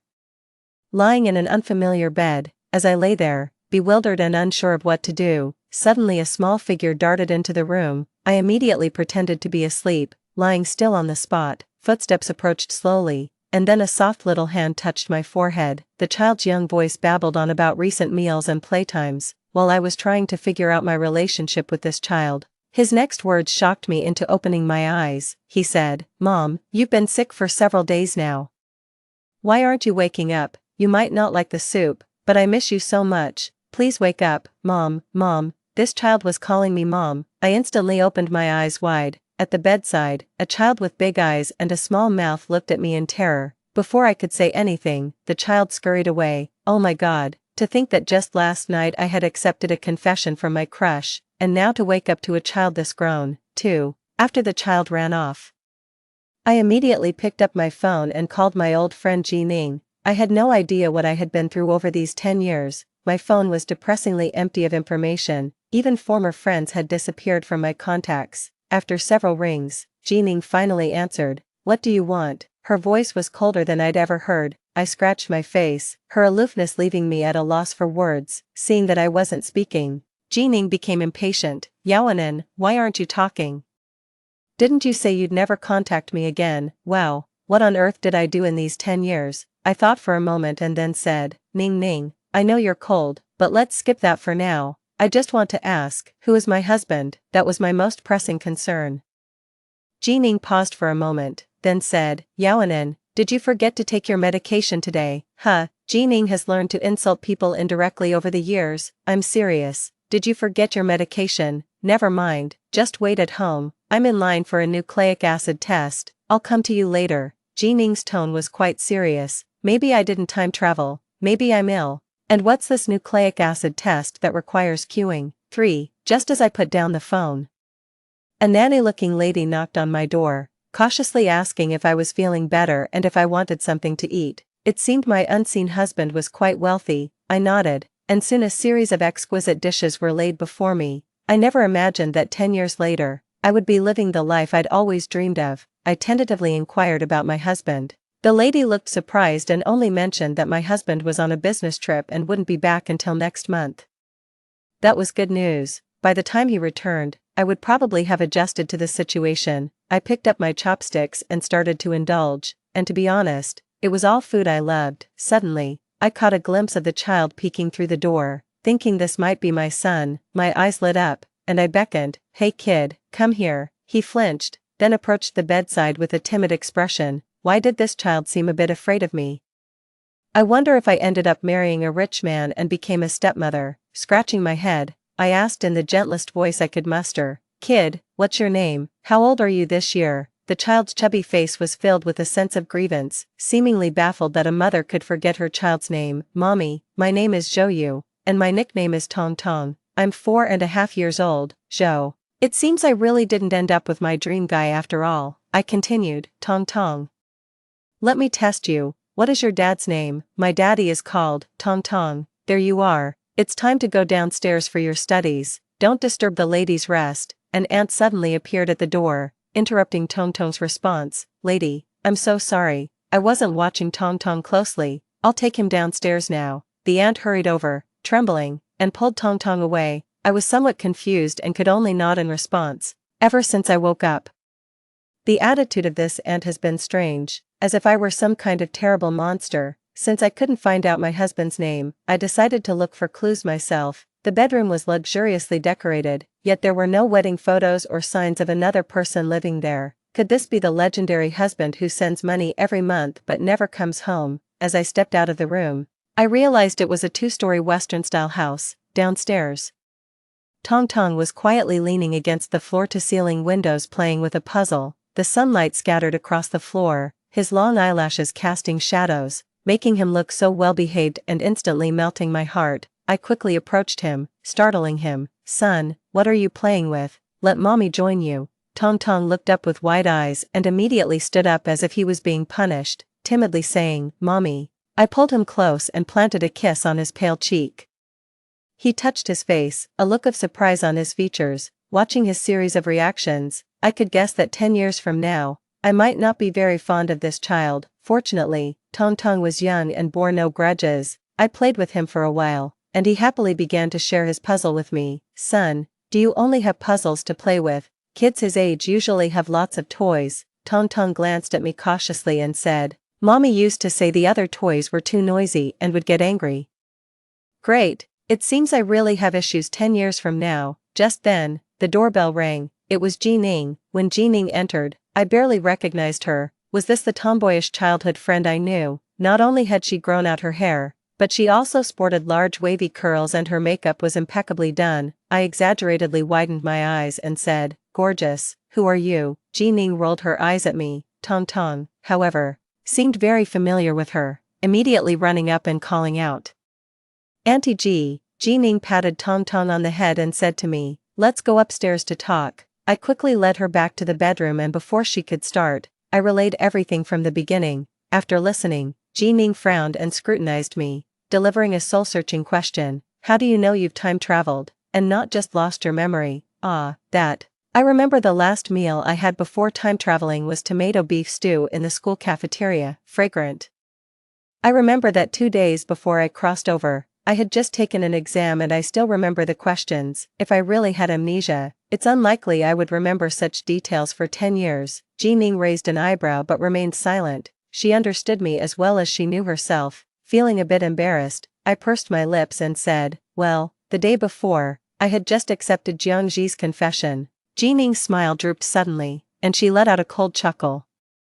Then she rattled off everything that had happened over the past 10 years. It turned out that 10 years later, I really was ill. I had bipolar disorder, and the reason for my illness was that my ex-boyfriend, Jiangji, had cheated on me. Jining said that after Jiangji and I got together, although he seemed nice to me on the surface, he was actually manipulating me behind my back. By the time she noticed something was wrong with me, it was too late. Later, Jiangji falsely accused Jining of seducing him, and in my confused state, I ended our friendship. At the age of 27, I was dumped by Jiangji, and his new girlfriend was my college roommate. Unable to bear it, I developed bipolar disorder. Damn, that's just too tragic. I rubbed my forehead, lamenting. This was like the tragic first half of Yaoanan's life, and my current husband. That was what concerned me the most at the moment. Jining looked at me, paused for a moment before saying, It's Zhou Shujin. What? I never dreamed that 10 years later, I would end up marrying Zhou Shujin. Jining, Zhou Shujin,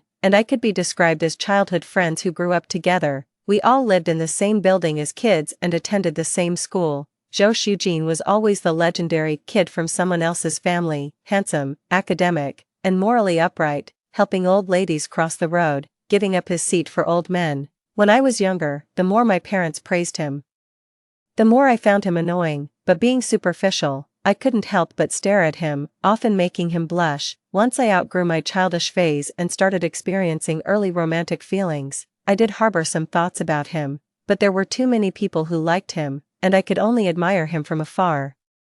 Even though he showed some different feelings towards me, I only saw it as childhood friendship, especially since he later went abroad. Now, Jining told me that Zhou Shujin had married me. This shock was comparable to the national football team making it to the World Cup. In a flash, another question crossed my mind. Old Ning, Tang is 4.5 years old this year, and Jiangji and I broke up when I was 27. So who is Tong's father? Jining looked at me uncomfortably and said, We had fallen out at the time, so I could only gather information about you through others. I heard, you and Zhou Shujin were caught in bed by Jiangji, but honestly, I don't know about Tang. The amount of information was overwhelming. My CPU was overloaded, meaning, I might have been pregnant with someone else's child when I married Zhou Shujin. This guess made my vision go dark. No wonder there were only traces of my life in the room. Zhou Shujin probably despised me, since that was the case.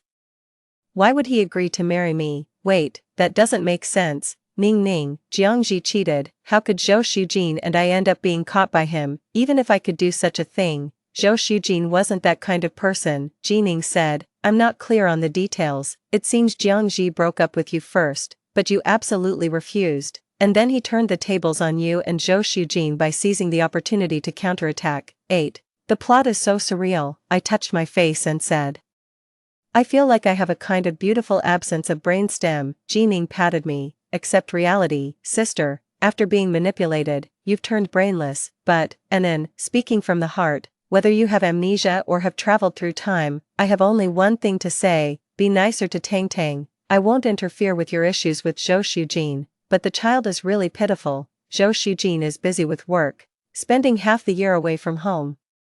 You originally didn't like Tang Tang and didn't care for him at all, I cried. Dad might be a fake dad, but mom is definitely a real mom. Angel baby Tang Tang, in the time to come, please feel the fiery love of a mother. Nun. 9. I had just finished making a checklist for a motherhood plan. In a couple of days, little Tang Tang went off to kindergarten. It turned out he was previously on summer vacation. Normally, like Tong Tong's private kindergarten, they don't have to take holidays.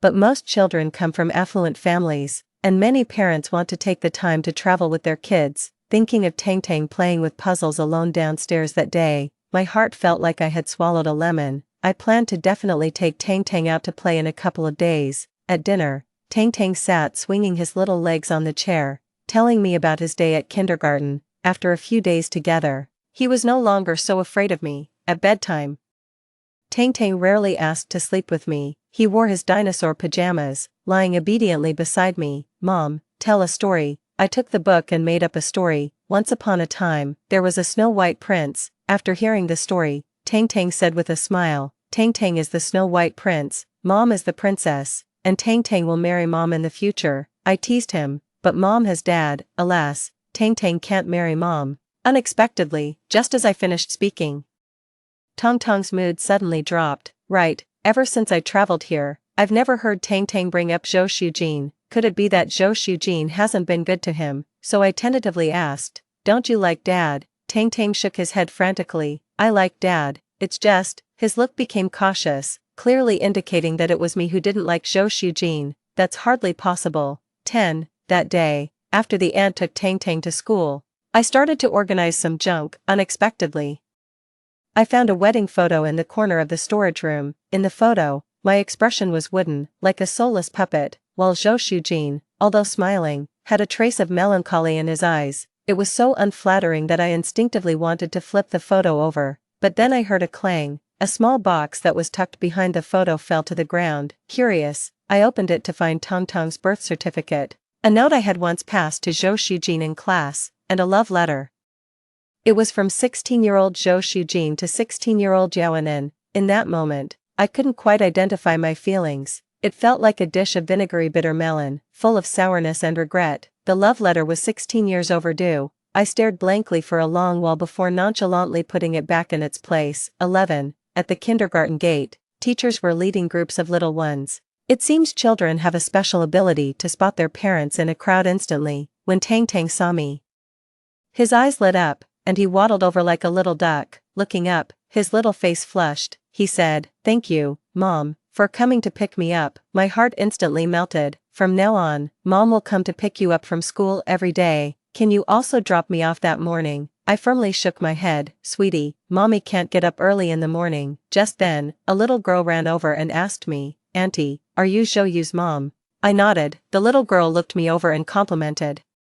Auntie, you are so beautiful. But why haven't you ever picked up Zhou Yu before? His classmates say you don't like him. Before I could reply, Tang Tang clenched the corner of my clothes, slightly annoyed, and said, "Don't talk nonsense, my mom loves me." The little girl looked at me and then at Tang Tang, seeming a bit at a loss. I quickly calmed them down. After returning home, I noticed that Tang Tang seemed a bit down. So I bought him a lot of snacks that I love and promised to give him a big gift for his birthday. Tang Tang looked at me with anticipation and said, "That's great, Dad also said he would come back." Oh dear, I just saw a love letter today and wasn't sure how to face Zhou Shujin yet, and he's coming back already. That evening, I planned to follow the motherly duties checklist and help Tang Tang take a bath, but he absolutely refused. Blinking his big eyes seriously, he said, "I have my privacy. Mom doesn't, and I'm almost 5 years old, I can wash by myself." I pinched his chubby little hands and said, "Really, shampoo might get in your eyes and hurt, and you are still only 4.5. After hesitating for a moment, Tang Tang decided to accept his mom's help, but he blushed and covered himself throughout the process. Soon, it was Tong Tong's birthday. He was more excited than ever. Unfortunately, the weather was not kind. Just after noon, it started to pour heavily. Zhou Shujin was supposed to arrive by afternoon flight, But it was uncertain if he could make it on time, so I called Tang Tang over to open his presents as he eagerly looked out the window. I had prepared 5 gifts, hoping to make up for the previous neglect of his birthday. Tang Tang, still a child, quickly became engulfed in the joy of his new toys. When Zhou Shujin entered, I was playing with Tang Tang in an electric toy car. "Mom, it's my turn. You said just a little while. Be good, son, mommy will play a bit longer." Hearing the door, we instinctively looked towards it. Outside was a pouring rain, and Zhou Shujin arrived, his suit mostly wet. Tang Tang excitedly ran to him calling out "Daddy," but he looked up at me. Our eyes met across the room, and my heart pounded.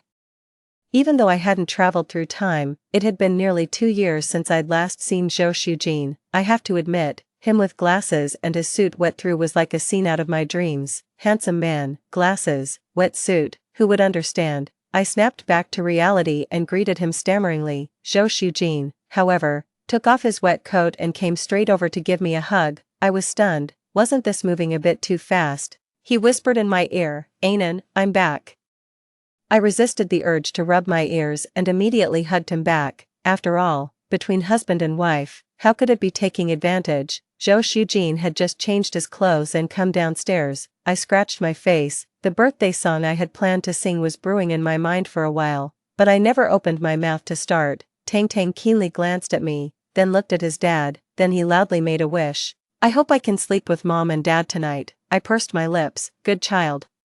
Truly like you." However, Zhou Shujin glanced at me and said to Tang Tang, "Once a wish is spoken, it won't come true." His reaction instantly dampened my enthusiasm. I had forgotten, Tang Tang might not be his son. I'm not one to procrastinate, so while Tang Tang was away, I directly said, "Zhou Shujin, we need to talk." As soon as the words left my mouth, his expression darkened. "I'm tired, whatever it is. We can talk about it tomorrow." He had just hugged me when he entered, and now he turned around with a cold expression. "When I take a shower later, I'll just unplug your water heater." From the next day, Zhou Shujin began avoiding me. Every day when I got up, he had already gone to work. "What time do you wake up?" In the coffee shop, Jining looked at me suspiciously. I touched my nose. "Waking up at 9 isn't that normal?" Jining asked me if I liked Zhou Shujin. I sipped my coffee, disguising my emotions. Initially, when Jiangji pursued me, I agreed because he was considerate, handsome, but the feelings for Zhou Shujin were different. Jining rolled her eyes. "If you ask me, it's all Zhou Shujin's fault. If he wasn't so secretly troubled, there wouldn't be any issues with that jerk." Yes, she's right. Rather than blaming oneself, it's easier to disparage others. I was about to continue chatting with Jining when suddenly my phone rang. 20 minutes later, I was at the kindergarten gate. The reason was simple. I was called in as a parent. In the office, Tang Tang had a stubborn look on his face. Another child was crying loudly. The teacher told me that Tang Tang had struck first, pushing the other child down. The child had scraped his hand, and his parents had been notified. I asked for the reason. Tang Tang looked at me pitifully, then buried his head in my chest and murmured, "He insulted mom and didn't apologize." Why would that child insult me out of the blue? At that moment, the other child's parents arrived, loudly exclaiming, "Who dares to bully my son?" It was a couple. The man gave me a sleazy look. The woman immediately got upset, picked up her son, and began accusing, "You are Zhou Yu's mom. I'm telling you this isn't over. You think you can bully my son?" I raised an eyebrow and replied, "It was wrong for Zhou Yu to push him, but it was your son who was rude first," seeing someone backing him up. The other child stopped crying, his eyes shifted, and he blurted out, "I didn't insult anyone. Zhou Yu's mom is pretty, just that she's a homewrecker fox spirit." Children don't understand the concept of a homewrecker. He must have picked that up from adults. Little friend, do you know that children who insult others might have their tongues bitten off by the big bad wolf while sleeping? The child immediately shut his mouth. The woman, with a mean face, said, "He's just a child. Why are you scaring him? My husband is the general manager of a big company. So what if our child cursed at you a few times?" She looked at me disdainfully and added, "Besides, the child wasn't wrong. Not seeing him around before, who knows what job he does?" Mimicking her tone, I took a good look at her and retorted, "Truly, ugly face, foul mouth. No wonder the child spews such filth. It seems like there's daily barking at home. Who are you calling a dog?" Before I could react, she attempted to rush over and grab my child, Tang Tang, from my arms. "Little brat, come here and apologize to my son." I dodged to the side, and seeing the situation escalate, the teacher immediately tried to intervene. As the scene grew more chaotic, the woman seized the moment to slap me across the face. Just then, a hand suddenly reached out and firmly grabbed the woman's arm. "Are you here to solve the problem? Or are you here to hit someone?" Zhou Shujin frowned, his expression grim. The man, who had been enjoying the drama, suddenly widened his eyes and stuttered, "Boss Zhou." He hurriedly pulled his wife away, starting to apologize frantically. Zhou Shujin remarked, "What a coincidence, it's Mr. Chen." It turned out that this so-called general manager of a big company was just a supplier that Zhou Shujin's company was currently negotiating with. He was known for his questionable lifestyle, and his wife often cursed everything at home, leading their child astray. Zhou Shujin raised his hand, interrupting them. "Mr. Chen wasn't so cooperative just now, and rather than solving anything, it seemed more like he came to watch the show. Had I not intervened, my wife would have been slapped. I heard it was Zhou Yu who pushed your son. Let's have him checked at the hospital. We will cover all medical expenses, but before that, shouldn't Mr. Chen and his family apologize to my wife and son?" The couple immediately started nodding and bowing. I disliked their behavior in front of the child, so I took Tang Tang and left. Upon arriving home, I thought it was a good time to talk with Zhou Shujin. He immediately said, "I have to go back to the company." "Not so fast." At my signal, Zhou Tang Tang rushed over and hugged his dad's leg. Zhou Shujin frowned and said, "If it's about divorce, let's not talk about it in front of Tang Tang." I rolled my eyes, grabbed him, and pulled him into the room. I turned around and pinned him against the door. His heroic act just now was somewhat charming. I looked up at him and softly called, "Husband." Zhou Shujin's eyebrows didn't move, but his face turned as red as a steamed crab. My face also felt hot, and after a light cough, I began to explain about the time travel. After a while, he said, "Although it's hard to believe, it does make sense. Since Tongtong's birthday, I sensed something was off, and thought it was because you wanted to divorce. Yes, it seems I was quite unpleasant towards you before." So, what Jining said about catching cheaters in bed, and Tang Tang, Tang Tang is my child, no doubt about that. As for the past, not having memories of it isn't necessarily a bad thing for you, husband. Spouses should be honest with each other. After I said this, Zhou Shujin adjusted his glasses and spilled everything. So, the word husband for this reserved man was like open sesame. According to Zhou Shujin's incomplete account, I deduced the truth. Jiang Ji, to break up, had thrown me under the bus with a setup, and indeed, Tang Tang was Zhou Shujin's child. We had a shotgun marriage, but I ended up hating him, resulting in us sleeping in separate rooms for many years. The weather is getting cooler. It's time for Zhang's group to go bankrupt. Zhou Shujin looked at me amusingly and said, "We called the police back then, but found no evidence, and you denied everything." In some ways, Jiang Ji is a talent too. After all, he unknowingly stole my brainstem, turning me into an idiot. Such are the dark chapters of life. Zhou Shujin and I chatted leisurely in the room for a long time, from the childhood days when I extorted him to buy me snacks, to just the other day when I broke Tongtong's toy car. How did the nickname Tang Tang come about? Zhou Shujin's gaze shifted slightly, not answering immediately. Remembering his scholarly excellence, I asked, "Is it from vast and endless like the oceans?" His lips moved slightly, and somewhat sheepishly he said, "It's the Tang from Tom." Tang Tang Tom, I glanced at. In the world of ruffians and scholars, none are simple. The casually hung Tom pajamas on the chair didn't speak. Silly kitten, who could not love it. 18, that day. In the end, I felt too shy to suggest he move back into the master bedroom. With matters of the heart, it's best to go with the flow. After all, he's my husband and he's not going anywhere. As for Jiang Ji, before I could even confront him, he had already initiated a class reunion in the university group chat, and he specifically tagged me. Seeing the message made me want to rush to the bathroom to slap myself twice. Yaoanen. Oh Yaoanen, how could you have been blinded by such crap back then?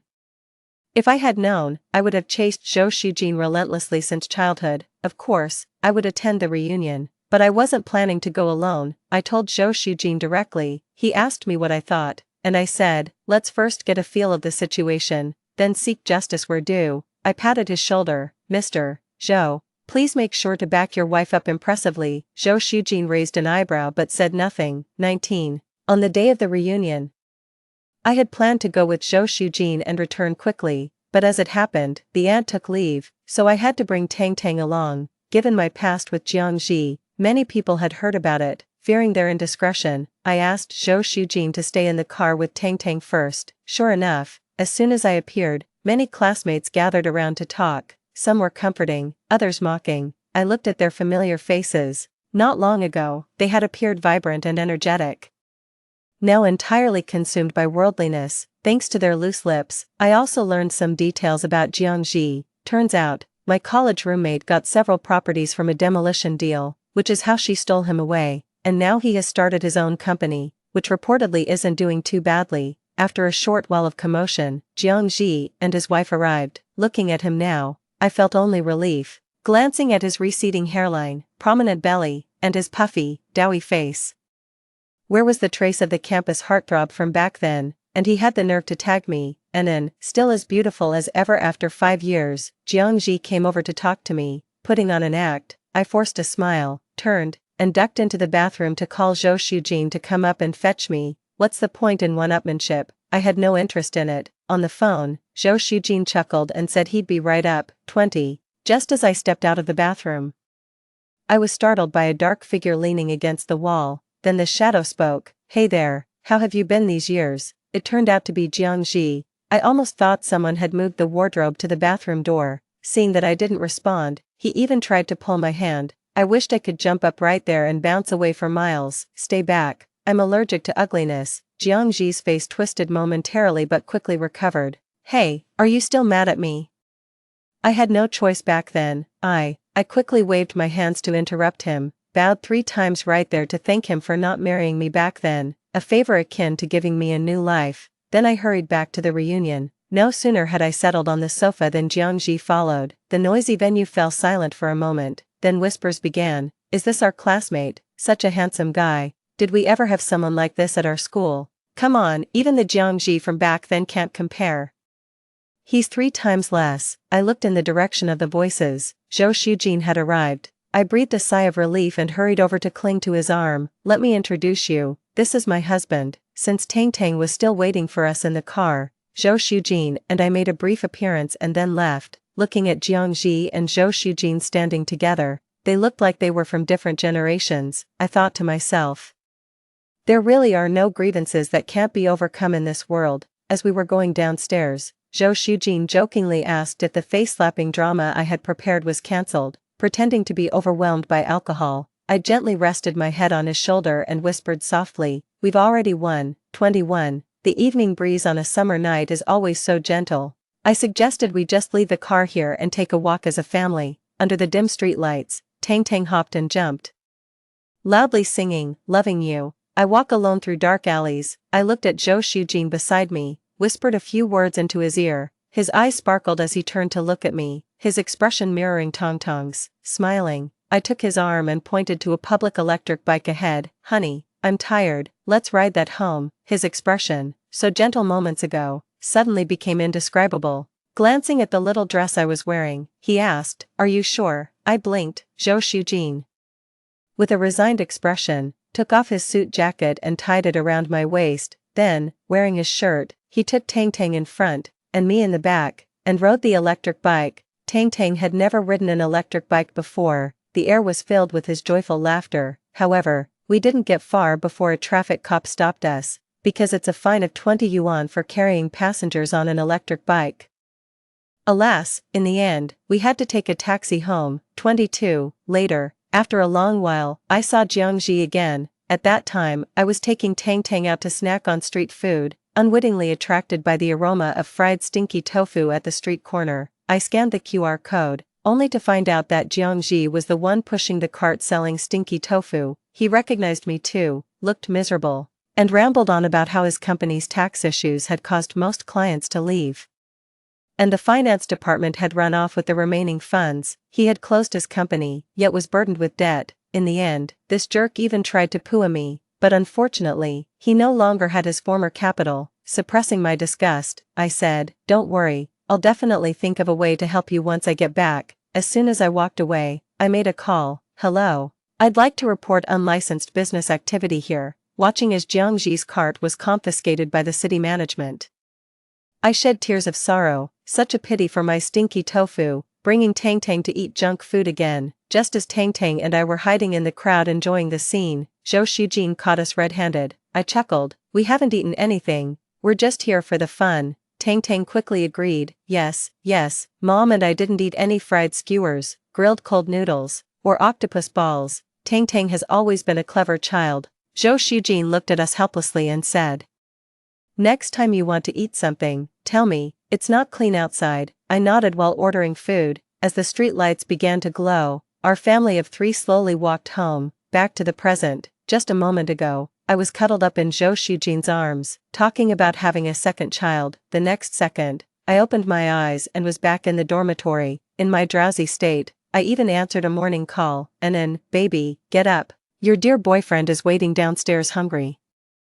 I jolted awake and sat up in bed. Who is this greasy man possessed by someone else? Ah, I remember now. It's the scumbag Jiang Ji. Just thinking about his face 10 years from now makes me lose my appetite for 3 days, so I rushed downstairs and dumped him in front of everyone. Then I called Zhou Shujin. The phone rang for a while before he answered, his voice husky, and then he fell silent, remembering that I had just officially announced my relationship with Jiang Ji last night. I cleared my throat and asked, "Zhou Shujin, visible from afar, yet separated by a wall as high as a city, what did you mean by that post on your moments this morning?" Zhou Shujin's breathing hitched but he didn't speak. I rolled my eyes. Typical brooding man. "I'll give you one chance, no questions asked, just answer me. Do you want to have a relationship aimed at marriage with me?" "Yaoanan, I like you, always have. So why didn't the love letter reach me?" "You knew." "I knew 10 years later, because that day, I heard you say in the classroom that you would never like Zhou Shujin in this lifetime. The one time I played hard to get, it cost me dearly." "Zhou Shujin, actually, I've traveled here from 10 years in the future. You might not believe it, but 10 years from now, we're married. Yes, we even have a child." My straightforward confession made Zhou Shujin fly back from across the ocean overnight. Not only did he confess his feelings to me again formally, but he also hurried home to have dinner with me. Thus, a year after graduation, Zhou Shujin and I got married and took beautiful wedding photos. Jining praised me greatly when she was my bridesmaid. After the wedding, Zhou Shujin and I focused on our careers and didn't rush to have children, until I was 27 years old. "Is it today?" Zhou Shujin asked softly next to my ear. I hugged his neck, still half asleep, and replied, "Today is Tong Tong's birthday." Zhou Shujin paused, his face sweating. "Anan, there are 12 months in a year." I tried to make sense of his words with my muddled brain. "Pregnancy takes 10 months. He stroked my head and said, "So it should be 2 months later." 12 months later, I finally gave birth to a lovely baby. Zhou Shujin named him Zhou Yu, crossing the long river of time, amid miracles that science cannot explain. Time and again, I encounter you.